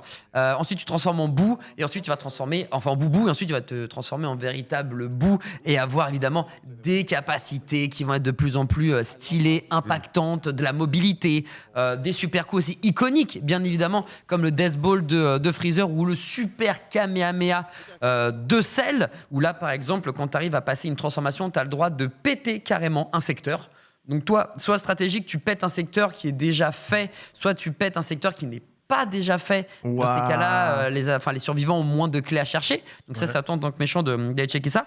Mais en vrai, le gars est beaucoup, beaucoup trop fort. Après, ce qui est sympa, c'est que dans la boutique, même si ça coûte soit des zéniths que tu vas collecter, soit du vrai Jean-Jean, tu vas acheter des capacités, tu vas customiser les attaques de ton perso, etc. Donc il y a quand même un petit côté sympathique. Tu peux t'échapper, quoi. Tu peux quand même. Yep. Donc ça, c'est plutôt cool. Mais vraiment, quand t'es nez à nez avec lui, c'est finito. Comme dirait l'autre, tu te fais exploser. Il y a 3 méchants, il me semble. Il y a 3 pour le moment, tout à fait. Il y a Boo, Freezer et Cell. Tout à fait. Et du coup, est-ce que 3 méchants, Ouais. c'est pas assez? En fait, le truc, c'est que le gameplay est, je trouve, pas assez profond pour les. Après, chacun a ses attaques, etc., et ses compétences, mais c'est pas assez, je trouve, approfondi. Donc, du coup, c'est léger, mais encore une fois, le but du jeu, j'ai envie de dire, est ailleurs. Donc, déjà, quand t'as 3 persos iconiques, t'es content de les jouer avec ces phases d'amélioration. Mais voilà, pour la saison 2, il y en a déjà un qui a été annoncé, on viendra en fin de chronique dessus. Ok. Donc voilà, donc là pour le coup son but c'est il y a des survivants qui sont dans la map, c'est de les aspirer, comme ça il augmente, genre il gagne de l'expérience et puis il va pouvoir se transformer, pareil il va pouvoir défoncer les joueurs pour le coup. Et il y en a, soit t'attends un petit peu, genre t'as 1 minute pour être raise, soit carrément il te gobe et là tu peux quitter la partie, hein, genre tu peux mettre 100 yens dans la borne d'arcade, c'est finito, tu peux passer à la suite. Et c'est ça qui est quand même cool parce que tu vois, ma première partie elle a duré 20 secondes. Ah ouais. Ah ouais, je me suis fait, mais j'étais là, mauvais endroit, mauvais moment, l'histoire de ma vie. Le méchant est là, il me trucide la gueule, Non. il me défonce. Ah, Je suis en mode, ok, donc j'ai eu le temps de rien faire. Les 60 secondes sont passées. Bon, je quitte, tu peux déclarer forfait et passer. Donc par contre, ça s'enchaîne très très vite. Hein. Les parties sont c'est vrai vraiment haletantes. Ouais, ouais. C'est important parce que visiblement, quand tu meurs, le game over, c'est fin de partie. Tu réapparais pas sur la map. Bah en fait, tu peux te faire raise, mais en fait, soit tu te fais oui, fumer tu trop m'as de dit, fois et du coup tu peux pas, soit le boss est déjà trop élevé dans sa transformation et en fait, comme Cell, il t'absorbe. Et quand il t'absorbe pour de vrai. T'es Et dead. là, t'es knockout. Ouais, c'est Alors terminé. quand Freezer te fait une petite death ball, t'es vraiment Ok. death quoi. Ouais, d'accord. Donc voilà. Donc ça, c'est par rapport aux méchants, peut-être trop fort, etc. Mais ils font quand même gaffe parce que dès la sortie, ils avaient fait du coup une sorte de patch ou un équilibrage. Ils avaient vu que Boo était trop fort, donc ils avaient annulé une de ses compétences. Donc tu sens quand même qu'il y a un certain suivi. Et ça, c'est aussi un point positif pour un jeu qui a envie peut-être d'être aussi glorieux que Dead by Daylight. Pour le coup, qui lui, tu l'as dit, est vraiment très souvent mis à jour.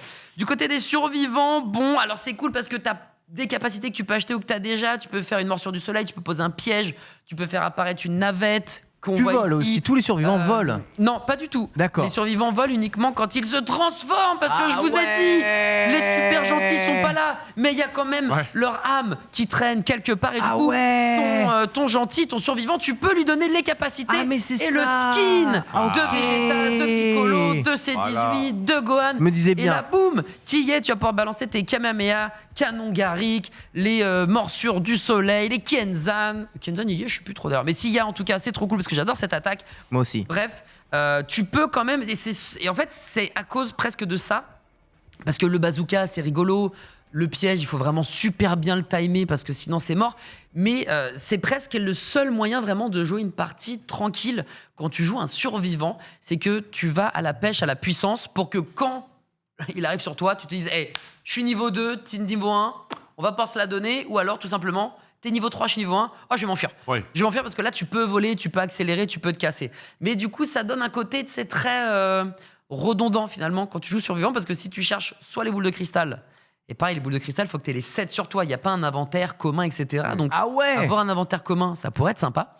Eh ouais. ben, tu vois, c'est compliqué parce que comme t'es pas sur le vocal et tout, toi, t'as la boule 1, 2, 3, l'autre, il a la 4, 5, 6, il y en a un qui a d'accord. la 7. Ah oui. Qui en plus, le mec qui a la 7 se fait fumer. Oh, c'est trop chiant. Je crois que le méchant, de mémoire, a un peu récupéré la boule de cristal. Oh là là là là. Donc limite, le méchant peut invoquer Shenron. Ah ouais. Donc là, t'es en mode, oh, Oh, c'est assez compliqué. Donc voilà, c'est... T'as déjà Ouais. gagné des games en tant que. En tant que méchant, en tant que méchant, gentil. non. J'ai perdu les games que j'ai fait en tant que méchant parce que en face. Ah ouais Ouais, en fait, moi quand je joue survivant, je trouve que les méchants sont trop forts. Genre, à chaque fois, je me fais fumer en 1v1, c'est Ouais. trop dur. Et quand je joue le méchant, eh ben en fait, alors j'ai fait que 3 parties en tant que méchant parce que même si je veux jouer méchant, c'est une préférence. Ouais, c'est une C'est pas une préférence. obligation. Eh oui, Ouais, d'accord. c'est ça. Donc j'ai pu faire que très peu de parties en tant Normal. que méchant. Eh ben, je tombais sur des endroits où Personne. il y avait son père, mec, c'est un truc. Sur les 3 différentes cartes qui sont disponibles, il y avait personne. Donc, je chopais 1 ou 2 survivants. J'ai réussi à passer la forme 1. Mais en face, je les voyais, genre, les survivants passaient niveau 2, niveau 3 et tout. J'étais en mode, ouah, bordel, je lève la tête. Il y a déjà 2-3 zones qui sont déjà finies. Je me dis, putain, mais les gars, ils vont trop vite. Je suis tombé sur que des PGM. Parce qu'il faut savoir qu'il y a des gens qui poncent le jeu Ah ouais. et qui sont déjà level 50. Ah ouais. Ouais, ou moi, en 5 heures, j'étais level 7. Donc il y a vraiment des gens qui surponcent le jeu et qui kiffent. Que voulez-vous? J'ai dit, c'est un plaisir coupable. Hein. Donc les boules de cristal, j'en ai parlé. On en parle souvent dans les jeux multi. Le free-to-play. 20 €, un Ouais, jeu 20 qui a en €, plus un modèle économique, qui a un Battle Pass qui s'appelle le Pass Dragon. Ah ouais. Ouais, qui a une boutique où tu peux dépenser soit de l'argent, soit Ça, c'est les Japonais. ça. du vrai argent que toi, tu vas transformer en monnaie virtuelle, etc. Tout est fait pour que ça soit finalement un modèle économique gratuit. Et comme j'ai dit tout à l'heure, déjà que motiver un pote fan de One Piece Ouais. ou Bleach à jouer à un jeu Dragon Ball, c'est peut-être pas forcément le plus simple. Mais si en plus il doit payer 20 balles, Ouais, oui. t'es sûr qu'il va refuser. Ah, c'est mort. Donc, on regrette peut-être le côté free-to-play qui n'est pas présent dans ce Dragon Ball The Breakers et puis le côté gacha. Limite, ça m'a fait un peu de peine parce que le gacha, le siphon, hein, quand tu payes des sous, eh ben, l'animation, c'est des comètes en fait qui apparaissent. Ben, l'animation, elle est super belle. Ah ouais, quand même. L'animation, elle est magnifique et pour moi, Ah ouais, c'est le seul presque- truc qu'ils ont réussi. C'est peut-être la plus belle chose. Ah ouais, C'est la ça arrive plus- de l'univers C'est la 7. plus belle. Tout le budget là-dedans. Mais c'est un peu ça. Et du coup, en fait, c'est vrai que. Tout est dans la satisfaction de l'ouverture. Ça récompense en fait. C'est ça. Ah ouais. Voilà. Et là, d'accord. du coup, tu récupères une capacité, un Waouh. personnage, un lot, Et du coup, comme des t'as objets. eu très mal aux yeux et que t'as perdu un peu d'acuité visuelle, tu peux savourer cette séquence ou pas? Mais mec, en vrai, quand je l'ai vu, j'étais en mode, putain, mais c'est beau. Et c'est dommage que ça ne soit pas, Je dirais des Bell c'est pas Legends, hein. régulier. Ça ressemble à des Bell Legends, clairement. Ouais, de fou. Très, très, très clairement. On parlait de graphisme. En fait, tu vois, je me suis posé la question de est-ce que c'est pas un jeu qui était déjà dans les bacs, justement, en 2016 ? Ouais, c'est Est-ce possible. que c'était pas franchement. déjà un jeu que Dragon C'est Ball très moche, hein. Mais fallait voulait faire fallait le sortir en 2016 ou pas du tout du coup?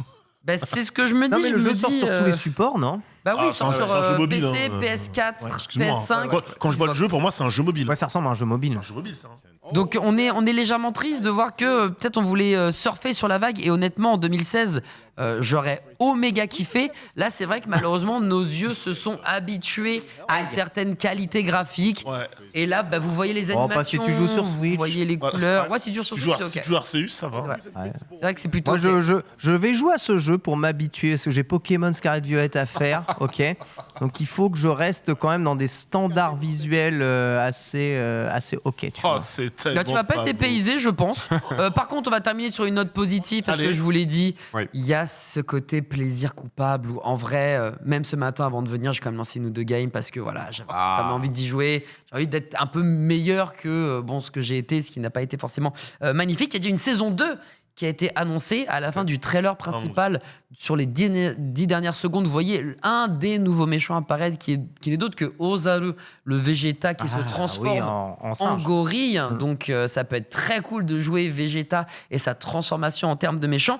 Une saison dure quand même presque 100 jours. Hein. Je crois que là, il reste encore Wow. 94 jours. Oula, pour la j'espère que saison ça sera 1. pas fermé avant la prochaine saison. hein. Donc c'est un peu longuet, effectivement. Attends. Mais quoi qu'il en soit, j'ai trouvé que c'était un jeu qui pouvait être agréable, sympathique, si vous étiez fan de la licence, si vous aimiez bien ce côté asymétrique du jeu, justement, du chat et de la souris, juste peut-être des légers rééquilibrages à droite à gauche pour vraiment apprécier. Bon, on sait que la refonte graphique n'arrivera pas, donc il faudra voilà, le prendre comme il l'est. Mais je pense que tu vois déjà, avec toutes ces informations, moi je prends que 10% par rapport à la recette globale. 10% pour autant de positivité déjà d'une part et d'action à mener pour que les gens achètent le jeu et y jouent. Moi les gars, je pense que c'est pas très cher payé. hein. Ouais, on verra en tout cas. Merci beaucoup à Dibou. 20 € la maladie des Japonais qui ne veulent pas faire de free-to-play. Ça reste terrible. Voilà, vous savez tout maintenant sur Dragon Ball The Breakers. Il est 13h06, on est très en retard. On est parti pour la select. C'est parti.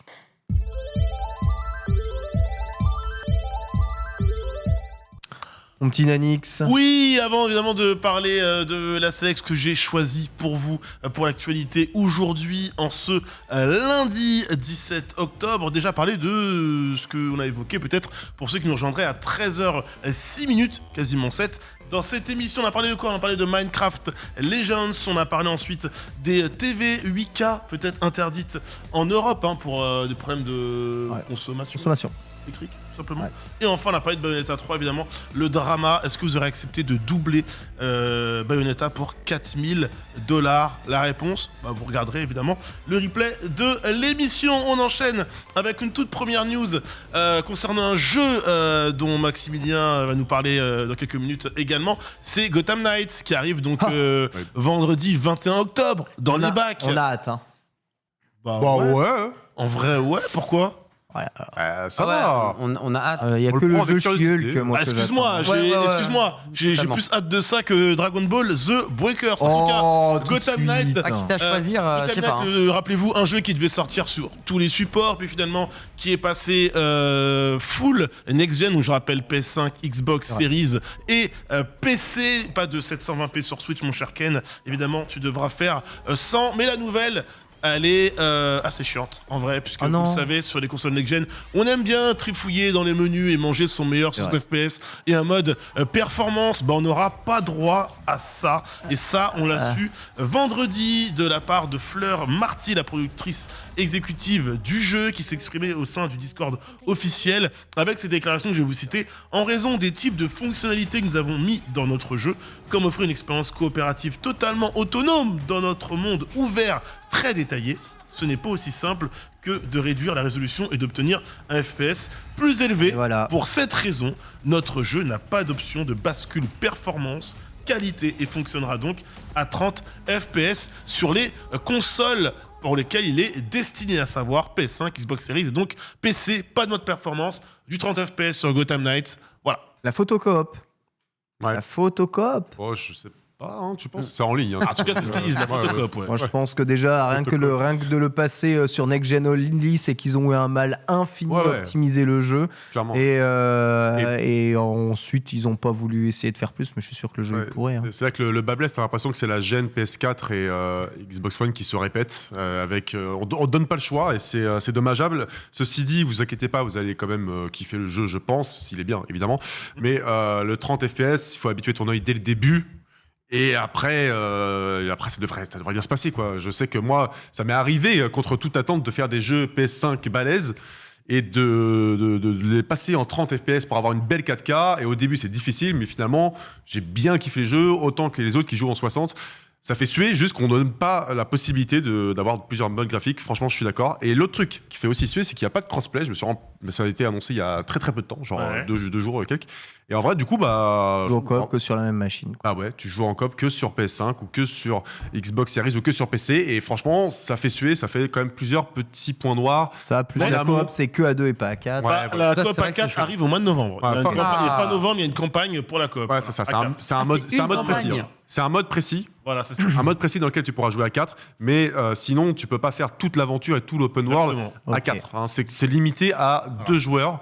Donc il y a quand même des restrictions. Après, ceci dit, bon, bien sûr, on est critique parce que c'est notre métier, mais je suis content qu'on prolonge l'univers de Batman Arkham. Ouais. On rappelle que c'est pas les mêmes développeurs.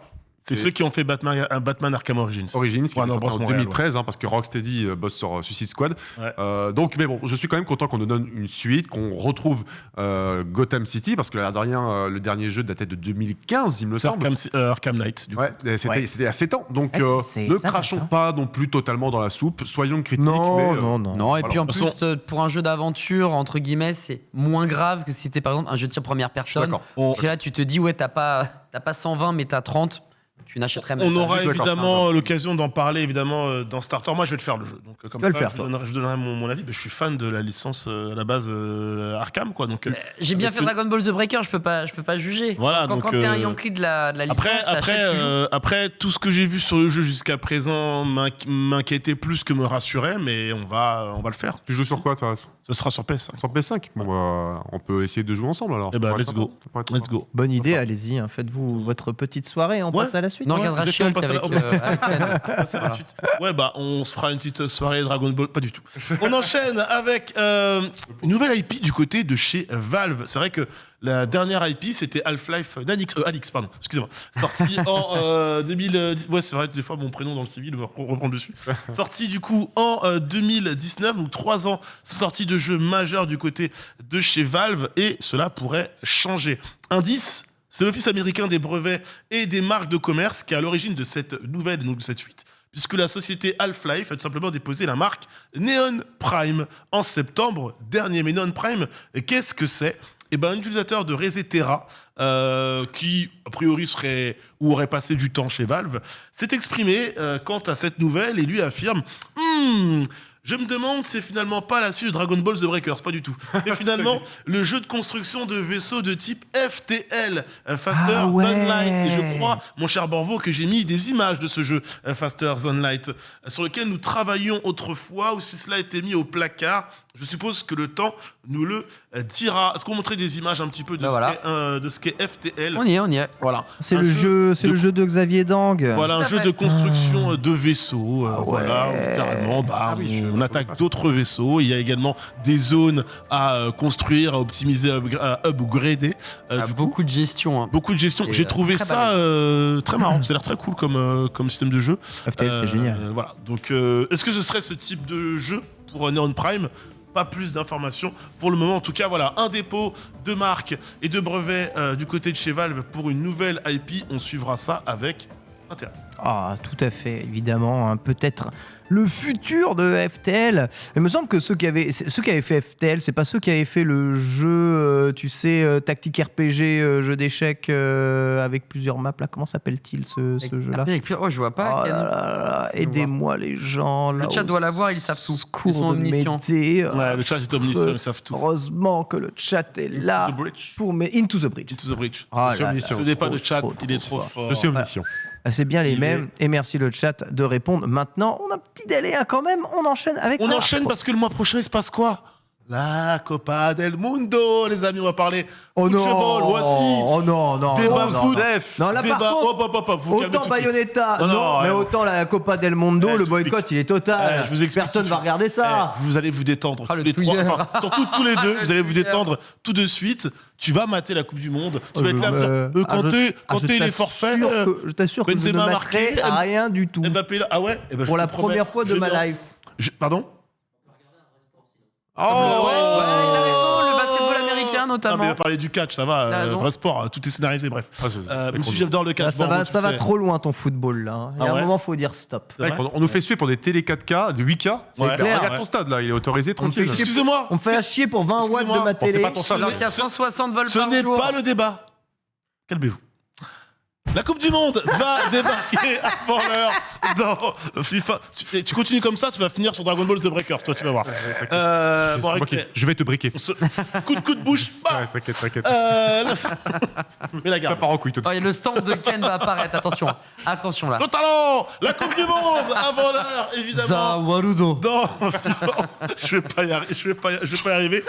Nouvelle boulette ou pas de la part d'Electronic Arts. Toujours est-il que EA a malencontreusement laissé fuiter, des informations sensibles. En vrai, c'est juste des images, et notamment l'interface du menu de son DLC gratuit. Je dis bien DLC gratuit pour la Coupe du Monde 2022, à savoir des joueurs utilisateurs donc de la PlayStation 5 ont pu avoir et voir un aperçu de ce mode, notamment l'interface et les modes de jeu à venir. On les voit juste en dessous. D'ailleurs, Borvo, j'ai même mis une vidéo d'un tweetos qui a carrément balancé, qui a carrément montré le menu dans le jeu. Ouah, mais vas-y. Donc vraiment le leak total. Donc D'accord. FIFA World Cup Live, FIFA World Cup coup d'envoi, tournoi en ligne et FIFA World Cup 2022 sont les 4 modes du coup qui vont être intégrés à ce DLC. Évidemment, il n'y a aucune confirmation. On peut supposer que le premier mode, c'est un mode pour jouer les vrais matchs du jour de la Coupe du Monde avec les vraies équipes du coup.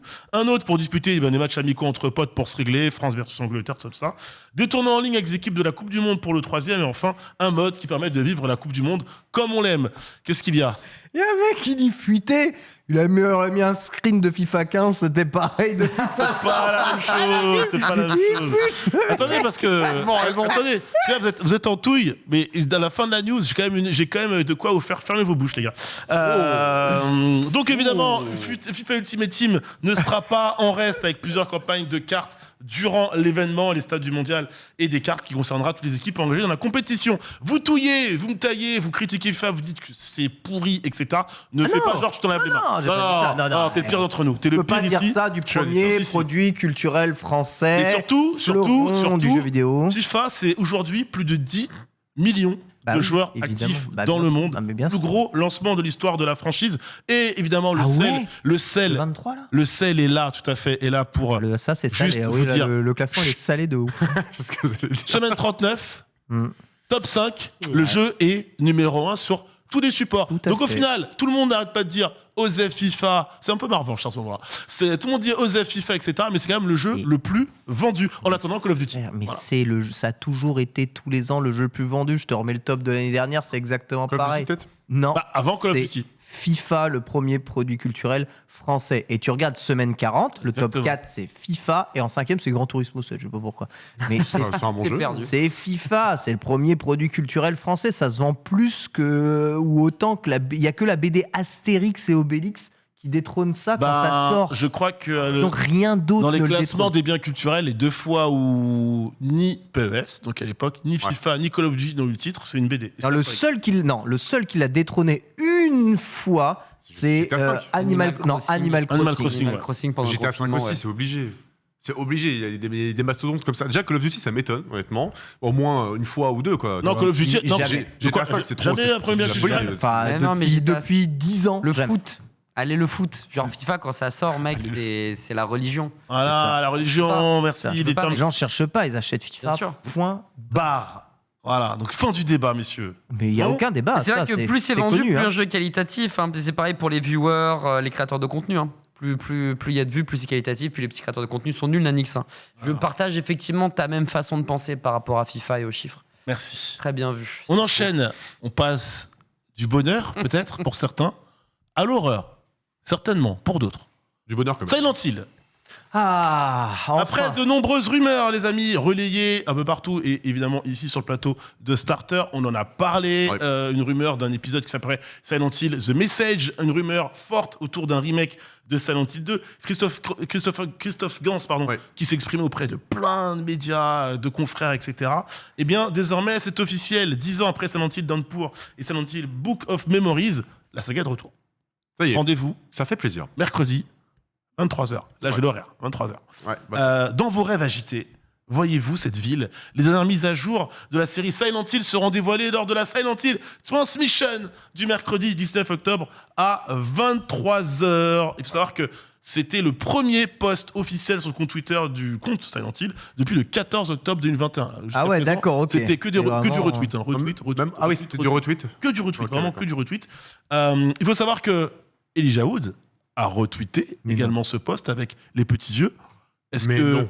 Est-ce que peut-être une performance capture du personnage dans Ouais, le jeu? Non, je pense pas. Peut-être qu'on pourrait Peut-être nous juste qu'il annoncer aime d'autres la choses. saga. Peut-être Non, qu'il aime la saga. ouais, il aime la saga parce qu'à mon avis, lui-même qui a produit des jeux d'horreur. Une série, particuliers, il un j'avoue, nouveau là, film, parce à mon qu'on sait avis, il doit que être curieux. Christophe Gans bosse sur un scénario pour un nouveau projet cinématographique autour de Silent Hill. Bon. Il y a tellement de choses possibles. Alors il faut savoir évidemment que l'artiste d'origine de la licence, Masahiro Ito, a également retweeté ce D'accord. post.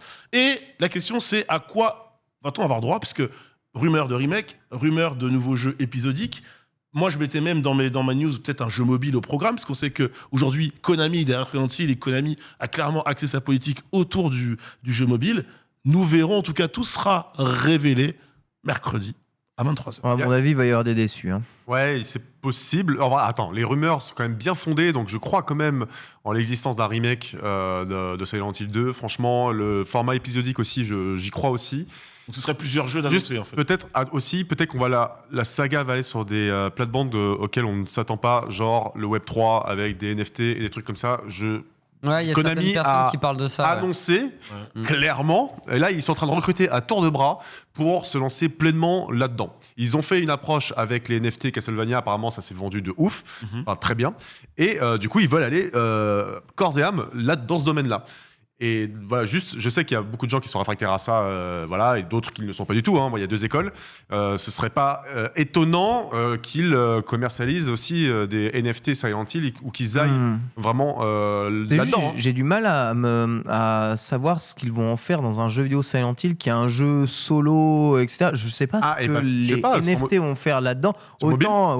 Autant les NFT de la saga Castlevania, c'était pour l'anniversaire, c'était des tableaux, des pixels, des machins, des trucs que tu pouvais acheter en quelques exemplaires. Autant qu'est-ce que ça vient foutre dans Silent Hill, mais curieux. Bah, tu Ouais. sais, ils trouveront bien un moyen de se faire de la thune, quoi. Enfin, Je genre pense Konami, que ils sont- si Ah tu bah, reviens on sait avec bien un que Konami- projet de NFT, Non, il n'y aura pas que ça. Je dis juste que c'est une possibilité que la franchise aille là-dedans. Ce serait pas étonnant vu les nouvelles directives de Konami qui sont annoncées noir sur blanc, quoi. En tout cas, TPK a décidé de ne plus s'habiller jusqu'à ce que Mercredi, ça commence. Jusqu'au voilà. 19 octobre, 23h, TPK restera nu chez lui. voilà. Voilà. Parce que D'accord. grand fan de la licence, donc voilà, il est bien comme un raison. fou. Soyons nus alors, tous. Soyons nus, tout à fait. Moi, un projet pour lequel je peux être nu, Ouais. c'est la nuit suivante. Ah, les gangs Parce que- de New York. Ouais, parce que les gangs de New York, le film, franchement, j'ai kiffé ce film. Ouais. Je rappelle le casting, Daniel Day-Lewis, Oscarisé. Oscarisé. Leonardo DiCaprio, incroyable. Oscarisé. Pas Oscarisé. Cameron Diaz, franchement, Oscarisé aussi. un film de fou, vraiment, ce film est incroyable. Je suis Amsterdam et moi New York, Mais c'est- franchement, film formidable. Eh bien, il faut savoir qu'un projet de série dérivé du film est en train de se concrétiser du côté d'Hollywood. C'est pas la première fois que ce projet est sur les tablettes, puisque déjà en 2013, Miramax et GK Films voulaient produire une série autour de Gangs of New York. Il faut savoir que Gangs of New York, le film est adapté d'un livre, du coup. Et et c'est adapté d'un ouvrage. Donc, du coup, il y avait vraiment matière à développer plein de personnages. Dans le film, on voit plein de personnages, plein de clans différents, hein, qui sont évidemment un peu mis, pas sous silence, mais plutôt à la, j'allais dire, qui sont secondaires, quoi, alors qu'il y a vraiment matière à les développer. Et donc, du coup, pour en revenir à la news, Deadline nous apprend que ce projet est relancé chez Miramax Télévision avec Martin Scorsese à la production et surtout Martin Scorsese à la mise en scène des 2 premiers épisode. Le show serait du coup conçu par Brett Leonard, celui qui s'occupe notamment de la nouvelle série de Charlie Newman, Shantaraman, qui est sur Apple TV. Et on suivra des personnages qui n'apparaissent pas dans le film, donc à l'époque portés par DiCaprio, Daniel Lewis et Cameron Diaz. Je rappelle, le roman est un roman publié en 1927. Et du coup, Martin Scorsese, je le disais, sera à la réalisation et à la production de ce film. De cette série, je crois qu'on a également un trailer. Borvo, qu'est-ce que tu m'as rajouté? Non, c'est moi qui l'ai rajouté. Ah, d'accord, ok. Je voulais en parler. Très bien. Je peux en parler? Tu peux en parler. Tu peux en parler. Très bien. Déjà, vraiment, regardez le film parce que c'est vraiment un très très bon film. Certains disent que c'est pas le meilleur des Scorsese. Certainement, mais ça ne reste pas un long métrage de légende. Et avec Daniel Day-Lewis, qui est un acteur incroyable et qui incarne le boucher, qui est un personnage mais emblématique. Enfin, c'est vraiment un très bon film. Donc, pour recontextualiser, ça se passe du coup dans les gangs de New York, Five Points, il me semble. Donc, un quartier très malfabé au 19e siècle. Donc on retrouve vraiment les prémices même du crime organisé new-yorkais. Donc c'est vraiment un thème qui tient à cœur Martin Scorsese, qui a évidemment fait beaucoup de films de mafieux et c'est un peu sa religion et il le fait très bien. Et figurez-vous que justement, c'est pas la première fois que Scorsese il appuie une série télévisée. Il y a une série télévisée qui s'appelle Boardwalk Empire, qui est sortie la décennie dernière, dans les années 2000, je veux dire, qui est une série de fous malades. Et vraiment, il a énormément aidé. Il y a quand même Steve Buscemi, il y a un casting 5 étoiles. Vous allez voir vraiment incroyable. Et ça se passe du coup pendant la prohibition dans les années 20, et on a toute la jeunesse de la Cosa Nostra et tout. Et donc, Scorsese a aidé vraiment à la réalisation. Il a aussi fait justement le tout premier épisode de cette série-là. Donc, c'est pas la première fois que Scorsese réalise un épisode de série télé. Et c'est toujours dans le même thème, donc le crime organisé. Mais vraiment, cette série-là, genre méga sous-cotée et vraiment formidable, quoi. Donc, Let's go. Petite Empire. reco bien passée. Où est-ce qu'on peut regarder cette série? Alors, voilà. ça, c'est déjà beaucoup plus là compliqué. Où le bas blesse. Le bas blesse, vraiment. Évidemment. Et faut voir si c'est pas dispo sur OCS ou un truc comme ça. Mais en tout cas, c'est pas dispo clairement sur Netflix, Prime Video ou Disney+. Et c'est clairement relou. Mais le chat est omniscient, ils vont nous le dire. Bien entendu, le druidisme. Ouais. Avant tout, on a hâte de la série, en tout cas Gangs of New York. Dernière news. On a hâte, évidemment, dernière news. Black Panther. Le film, on a hâte aussi. il y avait une sorte de petit drama, d'ailleurs. De drama. T-shirt de C'est Black Panther ton t-shirt là? Ah ouais, c'est écrit dessus. Black Panther. Il va mal finir. Il est insupportable. J'en peux plus. Qu'est-ce qu'il est chiant. Il a de la chance que je l'aime.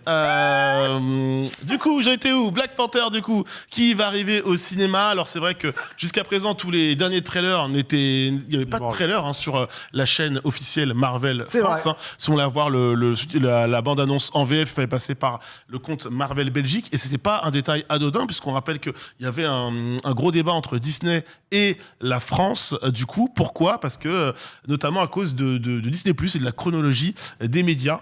On le sait, donc toutes les plateformes de SVOD, désormais, doivent patienter 17 mois avant de pouvoir jeter les films sortis en salle sur leur catalogue. Sauf que pour Disney, c'est trop long, Ouais, c'est 17 trop long. mois.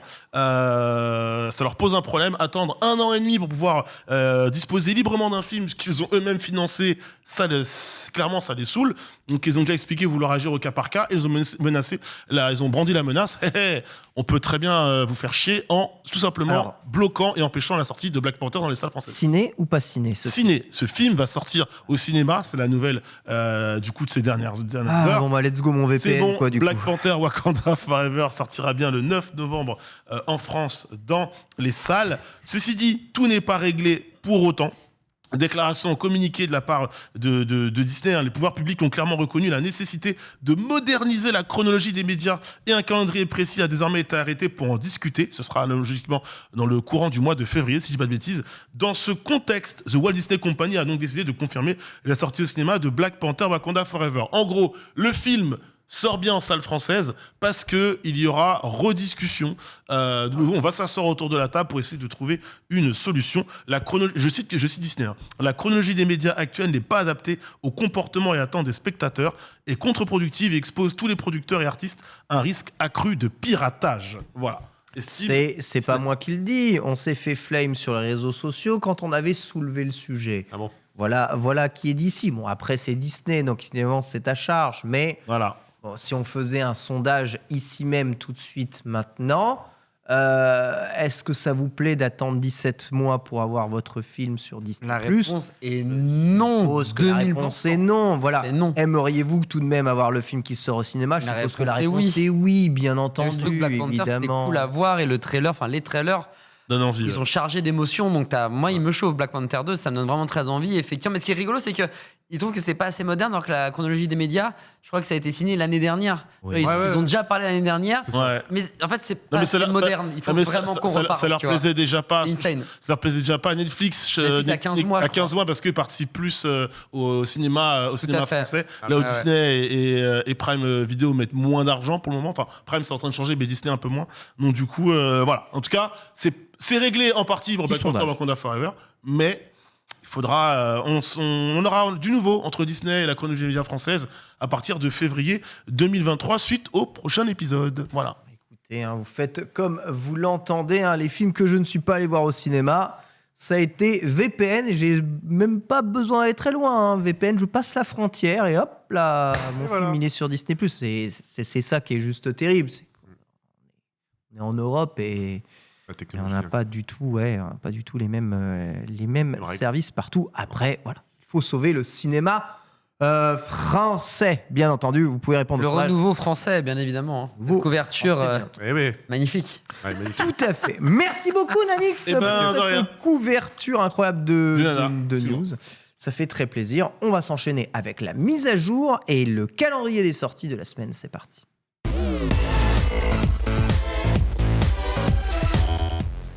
Bonjour Max. Bonjour. Bon week-end. Maxime. Bonjour Max après 1h30. Hein. Ouais. il est là, mais il prépare ça. Comment il va ça, super. Ça va bien. et Bon toi week-end, c'est Ouais, bien bon week-end. Bon, petit jacuzzi, tranquille. Et toi, quoi? C'est le mec qui a refait l'émission, il a tout oublié.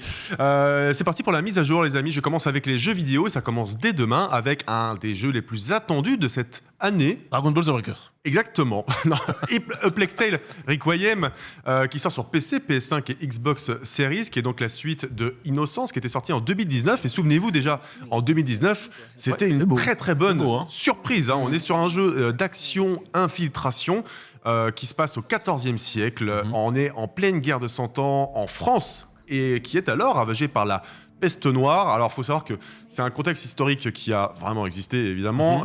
Et alors, quand tu regardes un peu sur Wiki les dégâts qu'a fait cette peste, c'est totalement ridicule. Enfin, les chiffres sont tellement insane, tu vois, genre ça a décimé, je crois, quasiment un tiers de l'Europe ou un truc comme ça. Bon, bref, mais en tout cas, c'est assez fascinant et triste. Mais c'est dans ce cadre-là, qui est incroyable, que se déroule A Plague Tale. Et du coup, il joue énormément sur l'Inquisition, les dégâts de l'Inquisition et la peste noire. Donc, on retrouve Amicia et son petit frère Hugo. Quelques temps après les événements de Innocence, ils ont réussi à s'extirper là de ce mauvais pas dans lequel ils étaient. Et malheureusement, Hugo retombe malade. Il est atteint d'une étrange maladie et ils vont du coup repartir en vadrouille dans une France qui est vraiment peu accueillante. Hein. Je crois qu'on peut dire ça. Et si le jeu est autant bénéficie d'autant de hype, c'est parce qu'il est déjà très beau. Il y a une immersion qui est assez Chez nous aussi. géniale. C'est parce que c'est en France. Et tu fais bien de le préciser parce que je vais enchaîner là-dessus. C'est développé par Asobo, qui est un studio basé à Bordeaux. À Bordeaux, C'est- ouais, je crois. Ouais, c'est des Français. Et c'est vraiment une team qui est en pleine expansion. Ça commence à être un gros studio, je pense. C'est aussi eux qui ont fait Microsoft Flight Simulator. Ouais, Rien à voir. ouais. Mais c'est un jeu incroyable. Dans son genre, c'est une simulation aérienne qui est vraiment très plébiscité. Et d'ailleurs, de ce fait, comme ils s'entendent bien avec Microsoft, sachez que le jeu sera disponible dès demain, Day One, dans le Xbox Game Pass, donc sur PC et Xbox Series. Sinon, il sort à quel prix? Il sort au prix de 59,99€ sur toutes les consoles, voilà. Sur toutes les consoles, sauf PS4 et Xbox One, je le rappelle. Et d'ailleurs, auto-promo, mais demain, dans Fullscreen, on fera le jeu. Cool. Avec KO, on va peut-être pas découvrir le jeu, je pense que moi j'ai commencé à jouer déjà, j'ai déjà reçu le jeu, tu vois, mais juste histoire d'avoir une save un tout petit peu avancée sans spoiler, avec de nouvelles mécaniques de gameplay, parce que le jeu va un petit peu plus loin dans ses mécaniques de gameplay. Laisse-moi deviner, tu as reçu le jeu sur PlayStation 5. Exactement. Il sort sur le Game Pass et il fait le jeu sur PlayStation Ben, 5 en avance. parce que je préfère. Parce que la DualSense, mec, elle est très très bien gérée, sachez-le. On en parlera demain. Et surtout, on a un développeur aussi. Voilà. Merci beaucoup, Julien Chies. Tu peux continuer. Je continue. Voilà, on a parlé de Dragon Ball The Breakers. Eh bien, il y a un autre jeu en multijoueur asymétrique qui sort demain. C'est Ghostbusters Spirits Unleashed. Bien, figurez-vous qu'en vrai, ça a l'air très sympa. Donc, c'est un jeu multijoueur asymétrique. Je le répète si vous n'étiez pas là tout à l'heure. C'est Mais beau déjà. on déséquilibre volontairement les forces des équipes. D'un côté, dans le cas de Ghostbusters, on a 4 joueurs qui incarnent des chasseurs de fantômes avec tout l'attirail des Ghostbusters. Ils sont en vue FPS, donc à la première personne. Et de l'autre, tu as un joueur qui incarne un esprit qui va être très balèze. Et donc, le but, cette fois-ci, à l'inverse des autres jeux asymétriques, tu vois, c'est que les joueurs humains vont pas devoir fuir ou se cacher, ils vont devoir au contraire traquer le fantôme. Traquer et tuer, plutôt l'aspirer, tandis que l'autre va essayer soit de les buter, soit de se casser. Donc c'est assez sympa et surtout que celui qui joue le fantôme sera en vue extérieure à la 3e personne. C'est développé par Ilphonic. Ilphonic, c'est aussi des pionniers dans le genre du jeu multijoueur asymétrique. C'est eux qui avaient fait Vendredi 13. C'est aussi eux qui avaient fait Predator Hunting Grounds, qui était sorti sur PC et PS4, qui était aussi un jeu multijoueur asymétrique. Bref, c'est leur domaine, ils maîtrisent. Et honnêtement, ça a l'air plutôt réussi dans le style du jeu multijoueur asymétrique. Les previews en disent plutôt du bien. Ok. Donc ça sort, donc je le répète, demain sur PC, PS5, PS4, ouais évidemment, Xbox Series, Xbox One, et ça coûte 40€. Voilà. Génial. Je continue. Cette fois-ci avec un jeu mobile, figurez-vous, qui s'appelle Marvel Snap. Ah, Marvel Snap. Qu'est-ce que Marvel Snap? Alors, ça sort sur Android, iOS, ça sort aussi sur PC via Steam, et on est sur un jeu de cartes, un jeu vidéo de cartes à collectionner et à jouer. Alors, on se souvient, il est toujours là, mais Hearthstone, par exemple, qui est quand même un peu le pionnier dans ce genre de jeux vidéo-là. Et bien, figurez-vous qu'il y a un lien direct entre Marvel Snap et Hearthstone, c'est que c'est le même créateur, en fait. Et ouais, il s'appelle Ben Brode, c'était le directeur de Hearthstone, et il s'est barré de Blizzard il y a quelques années pour fonder son propre studio qui s'appelle Second Diner.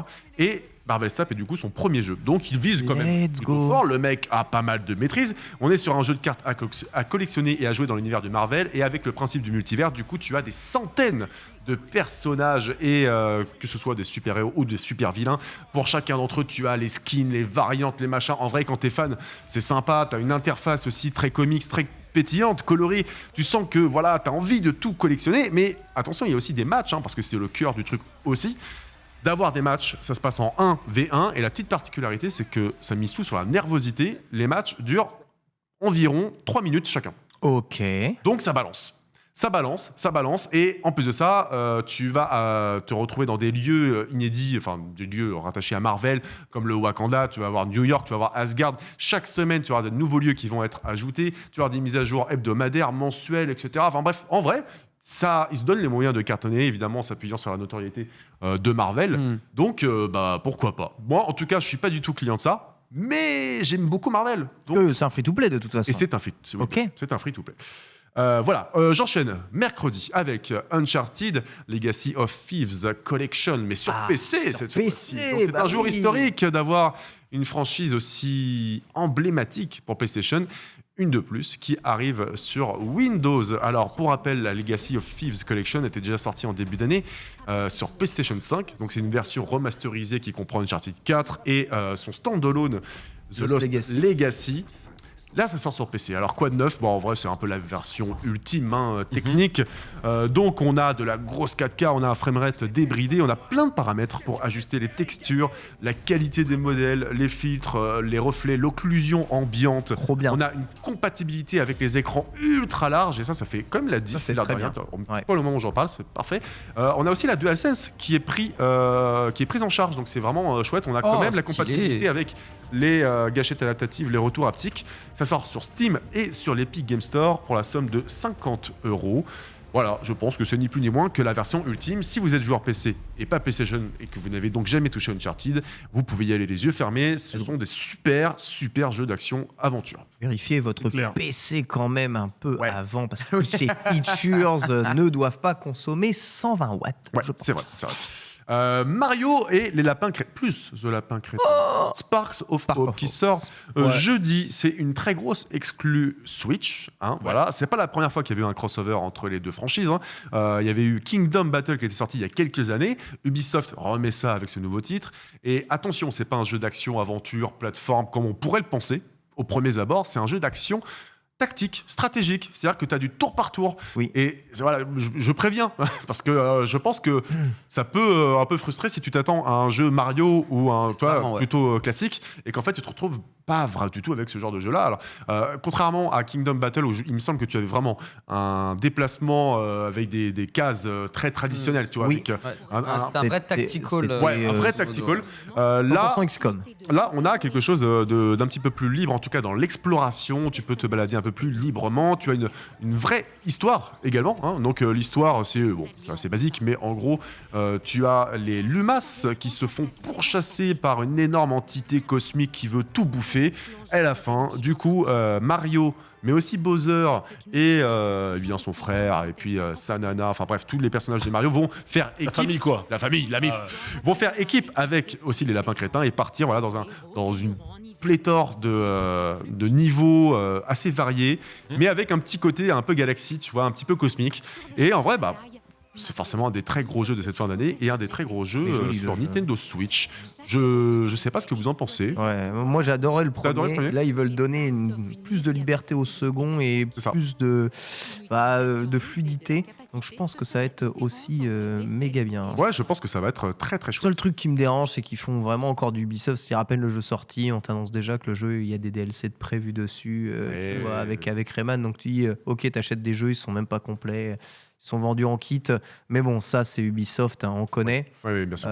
Voilà. Le DLC avec J'ai Donkey hâte de Kong mettre était ma- bien, je crois. Comment ? Il me semble que l'extension de Kingdom Battle avec Donkey Kong était Tout à vraiment fait. cool. Oui, c'était bien. Ah oui, non, mais le dernier jeu est très, très, très, très bien. Ok. Excellent jeu. Très bien. Franchement, c'est un XCOM du pauvre, pour certains diront, Voilà. mais un XCOM accessible avec un humour qui marche, des graphiquement c'est licences. parfait et des licences qui sont là. Donc, Voilà. c'est le 2, à mon avis, ne peut être que mieux. Ok, j'enchaîne vendredi avec, on en a parlé tout à l'heure, Gotham Knights, l'un des méga hits de 2022. Il a été repoussé, il a annulé en chemin ses versions PS4 et Xbox One. Donc le jeu sort sur PC, PS5 et Xbox Series uniquement. On est donc sur une suite lointaine de Batman Arkham Knight. Donc Batman n'est plus là, mais il a légué sa tâche, donc nettoyer Gotham du crime, comme d'hab, ça ne change pas le gars. Il a confié ça à la Bat Family. C'est-à-dire que maintenant, on a 4 personnages jouables qui sont mis à disposition. On a Batgirl, Robin, j'allais dire Robin. Tu vois, Robin, en vrai, Robin, Nightwing, et Robin, Batgirl et Red Hood. Et Red Hood, ouais c'est ça, Red Hood, pardon, qui est bien badass d'ailleurs. Faut savoir qu'on peut changer de personnage, pas à la volée, il faut le faire depuis le hub, mais on peut changer de personnage. Ils ont tous leurs propres spécificités, ils ont tous leur propre arbre de compétences que tu peux travailler. Il y a l'air d'avoir une vraie liberté de gameplay. Et après, pour le reste, on est sur un open world, Gotham City, donc avec plein de quêtes annexes, de quêtes principales à faire. Voilà, c'est une formule assez traditionnelle, mais qui a déjà fait ses preuves. Au niveau du grand méchant, Gameplay c'est accroupi. Pourquoi il rigole? Gameplay accroupi encore. Et Nightwing, il est accroupi. Bah oui. Ah ouais, Mais parce que t'as toujours eu un peu d'infiltration et d'action dans Clairement, les clairement. arcades. Et tu en auras, et encore une fois, ça dépendra aussi des personnages. Ils ont vraiment leur façon d'aborder les scènes d'action et de combat.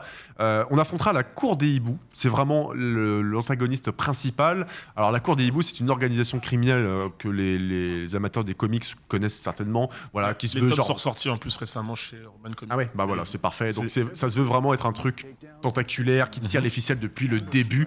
Bon, voilà. Donc je le répète aussi, grosse nouveauté pour la saga. C'est un jeu qui est jouable en coopération à 2, en ligne, mais pas en écran scindé et pas à 4 non plus, bien qu'il y ait un mode À 4 qui précis arrive, qui ouais. permettra de jouer à 4 à la fin du Et mois pas en de novembre. crossplay et pas en 60 Et FPS. pas en crossplay et pas en 60 mais- Par contre, pour 80 €. Et je crois que ça coûte 70 €. 70 €, 90 €, ça Oui. va. Ça va, ça va. Ça va. non, Ça ça va. va. Tu vois, on peut dire, au lieu de dire et pas en 60 FPS, on peut dire Et- et en 30 FPS. Et Et en là, tout de suite, c'est Voilà. plus. Oui, voilà, Ouais, c'est j'ai- ça. Mais plus joyeux, au lieu de c'est dire- assez au lieu de ciblé. dire et pas en crossplay, bah il y a pas de crossplay les gars, c'est pas grave. Ah non, il y a le mot pas, il y a une négation. Non, tu dis Voilà. et voilà. Et voilà. J'ai très hâte, Crossplay. très hâte d'avoir Et les voilà. retours sur ce jeu. Et en tout cas, qu'il sera. J'enchaîne avec cette fois-ci les films. Bien mercredi, voilà, gros hit. Nous avons Black Adam qui sort, un bon gros film de super-héros bien testostéroné. Black Adam, c'est quoi? Bon, c'est un espèce de.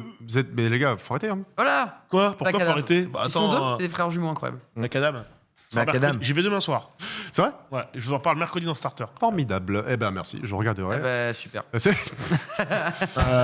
Mais un peu plus d'enthousiasme. Et non, s'il en te tout plaît. cas, voilà. En vrai, il m'a chauffé Black Adam. Black Adam, ça, ouais, bah, ça a mais l'air d'être un c'est- délire, hein, pareil, peut-être Ouais. un peu un plaisir coupable. On est donc sur un des personnages les plus puissants de l'univers DC Comics. Le Ah mec a ouais reçu tous ses pouvoirs des dieux égyptiens. Il y en a 6, Ah il a ouais. une force équivalente à celle de Superman. Enfin, bref. Et puis en plus, c'est The Rock, donc t'as pas du tout envie de l'emmerder, évidemment. Donc aussi, là, ce qui change aussi, hein, c'est parce que c'est pas vraiment un super-héros à Non, pas proprement du parler. tout même. C'est un vilain. Mais enfin, il oscille entre le bien et le mal, en tout cas dans les comics. Il a une Les- moralité Ouais, voilà. transverse. Justice. Voilà. Ouais, c'est exactement ça. Et du coup, là, dans le film, eh bien, des humains vont le libérer de son tombeau. Et genre, il est enfermé depuis des milliers d'années. Et du coup, il est méga vénère. Mais voilà, je ne sais pas trop ce que ça va donner parce que vous savez, quand on fait un film sur un super vilain, il est jamais Ouah, vraiment mais il y super a lui vilain. aussi. En Mais gros, c'est pour aider les gens dans le chat qui connaissent pas trop, qui auraient vu Shazam, c'est la némésis de Shazam en fait, là, le Ouais, Black c'est ça. Adam. Voilà. Voilà, exactement. Il y a même des rumeurs qui disent que Superman sera peut-être dans le film et tout. Donc, il y a une hype quand même. Il s'est passé quelques petites choses du côté des États-Unis ce week-end. Voilà, si vous avez suivi l'actualité, vous savez. Si vous n'avez pas suivi l'actualité, vous ne savez pas. Eh bien, Les suivez gens, l'actualité. les gens disent que le film, il est trop bien. Ah ouais, carrément. Ouais, C'est les dans Américains retours. qui disent ça, donc attendons que D'accord. Ah qu'en oui, Europe, on pardon, voit. Voilà. excuse-moi. Bon, très bien. Nous verrons bien. En tout cas, ça sort mercredi dans les cinémas. Hein. Voilà, je le répète. Ce mercredi aussi sur Netflix, nous avons L'école du bien et du mal. Est-ce que vous connaissez ça? Moi, je ne connaissais pas du tout. Un film à gros budget, Pas du tout. un peu spécial. Le concept, c'est l'histoire de deux meilleurs amis qui rentrent dans une école, mais littéralement du bien et du mal. C'est-à-dire que elles vont dans l'école du bien avec Cendrillon et Blanche-Neige, et de l'autre, t'as l'école du mal avec, j'imagine, les équivalents maléfiques. Maléfique. Voilà. Et sauf que du Ou coup, Serpentard. il y a. Ouah. Ouais, mec, c'est un peu ça, en gros. C'est Marvel, c'est Villainous, Disney Villainous. Les deux amis vont être séparés. Il y a une histoire de sorts jetés. Il y en a une qui va dériver. En vrai, on est vraiment dans un mélange entre Twilight et Harry Potter. Hein. Enfin, voilà. Parce que j'allais dire Poudlard, ça a changé. Hein. Ouais, C'est- clairement, mec. Et enfin, voilà, j'ai vu des extraits. C'est vraiment, on dirait un défilé de mode, X clips de musique, X Dis les Harry termes, Potter. dis les termes, je sens que tu te retiens. T'as Ouais. vu Reprenons cette phrase. J'ai vu un extrait, donc oui.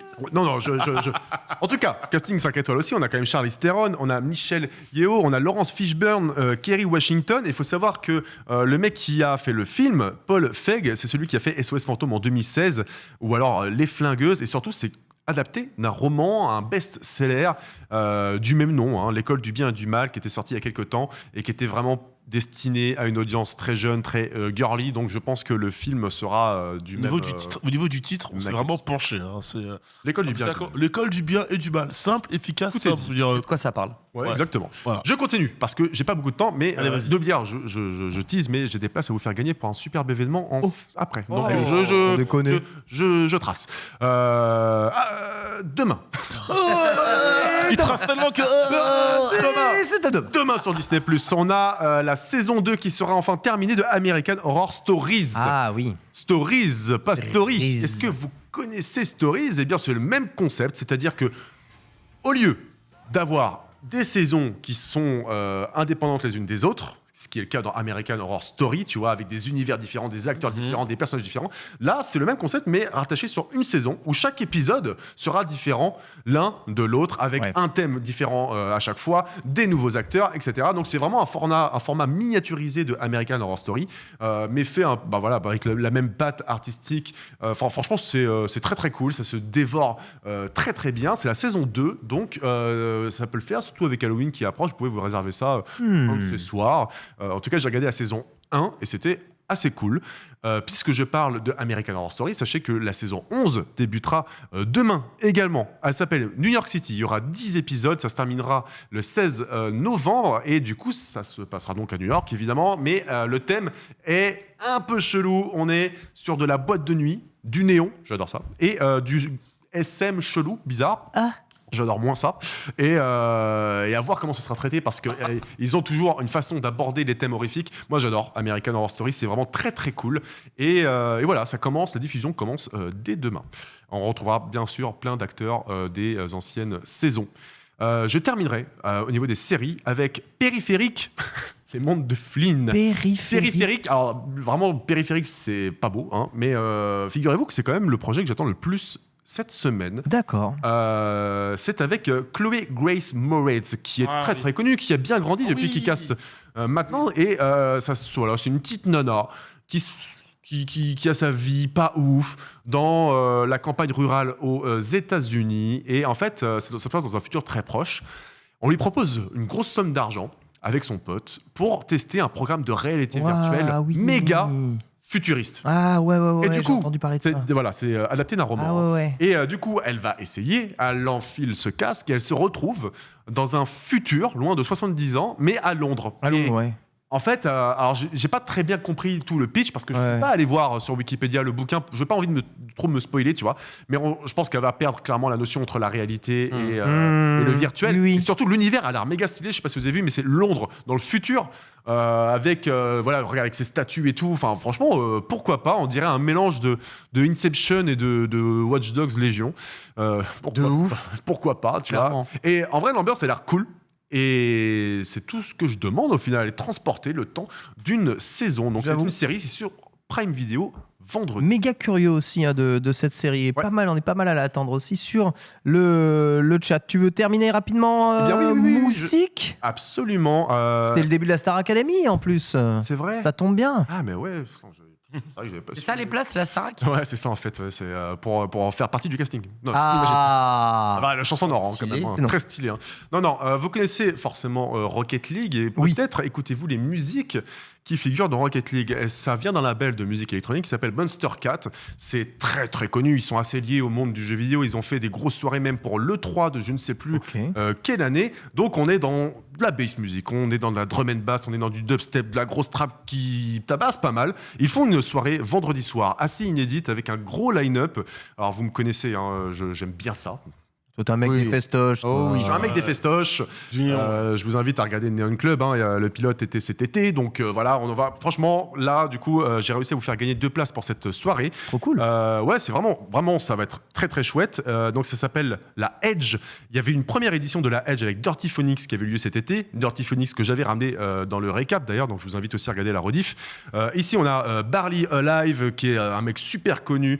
Georgie Riot, Meuse, Dr. Ushu, Mazel, un français. On est sur la musique électronique, ça se passe la nuit, hein, je le précise quand même. On est de 23h à 6h du matin au Trabendo, très très belle salle de concert et boîte de nuit à la Villette à Paris.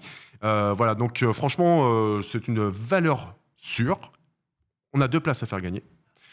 Pour ce faire, eh bien, je crois qu'on a prévu de taper tout simplement Edge. Voilà, je pense qu'en fait, le chat l'a parfaitement compris. Ça a été annoncé. Nous avons 2 places. GG le chat. Ouais. Oui, que des gens connus, clairement, dans leur domaine, vous pouvez y aller, et moi j'y serai, donc si vous me voyez, eh bien, tant mieux pour vous. Merci beaucoup, Max. Merci beaucoup. Ça Merci, régale. beau gosse. Hein. Merci à vous. Et en plus, on régale le chat ici. Ça qui fait vraiment plaisir. On se termine avec l'archive du jour. On va parler de Gran Turismo Sport. C'est parti.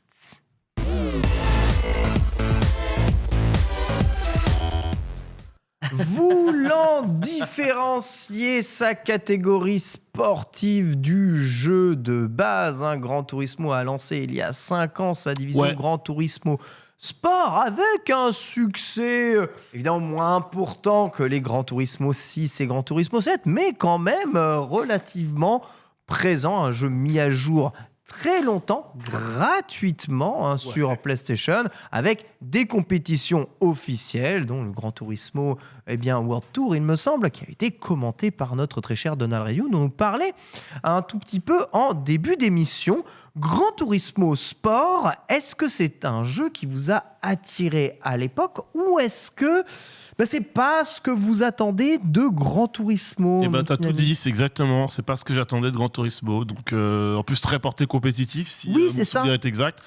Ils s'en sont pas cachés, très porté compétitif, très porté e-sport, moins porté casu, je trouve. Solo même. Même solo, ouais. Donc, franchement, j'ai eu le jeu, j'ai joué peut-être quelques heures et après je suis passé à autre chose, quoi. J'ai pas trouvé ce que je voulais. Je regarde pas un excellent souvenir. Moi, je suis pas un joueur compétitif de Gran Turismo, donc c'est aussi pour ça que j'étais pas la cible en l'occurrence. Pas la cible aussi. Moi, je suis un Max gros joueur de Gran Turismo et j'ai effectivement pas trop la cible non plus. J'admire la T'as proposition. testé Sport du coup Oui, bien sûr, je l'ai fait, mais encore une fois, c'est pas ce que je recherche. En fait, j'admire la proposition parce qu'en plus, ils l'ont bien faite. Ouais.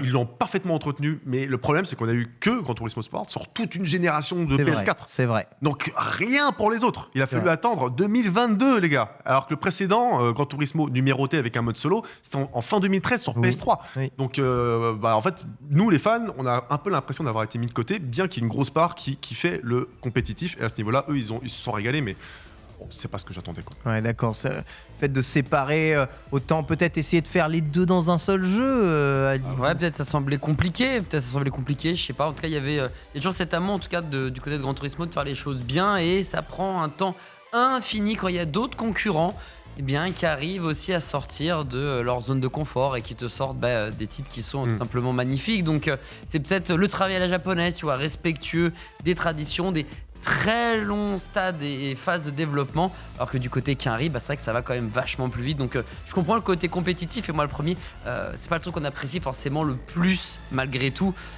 Donc voilà, RIP, mais vous avez votre Gran Turismo quand même. Mais il y a Gran Turismo 7 qui est là. En tout cas, beaucoup espèrent voir la Formule Sport être reproposée, en tout cas peut-être avec le moteur du 7 ou le moteur évolué sur PlayStation 5, afin d'avoir des courses multijoueurs un peu plus propres que dans Gran Turismo 7 où c'est la foire à la zouzisse.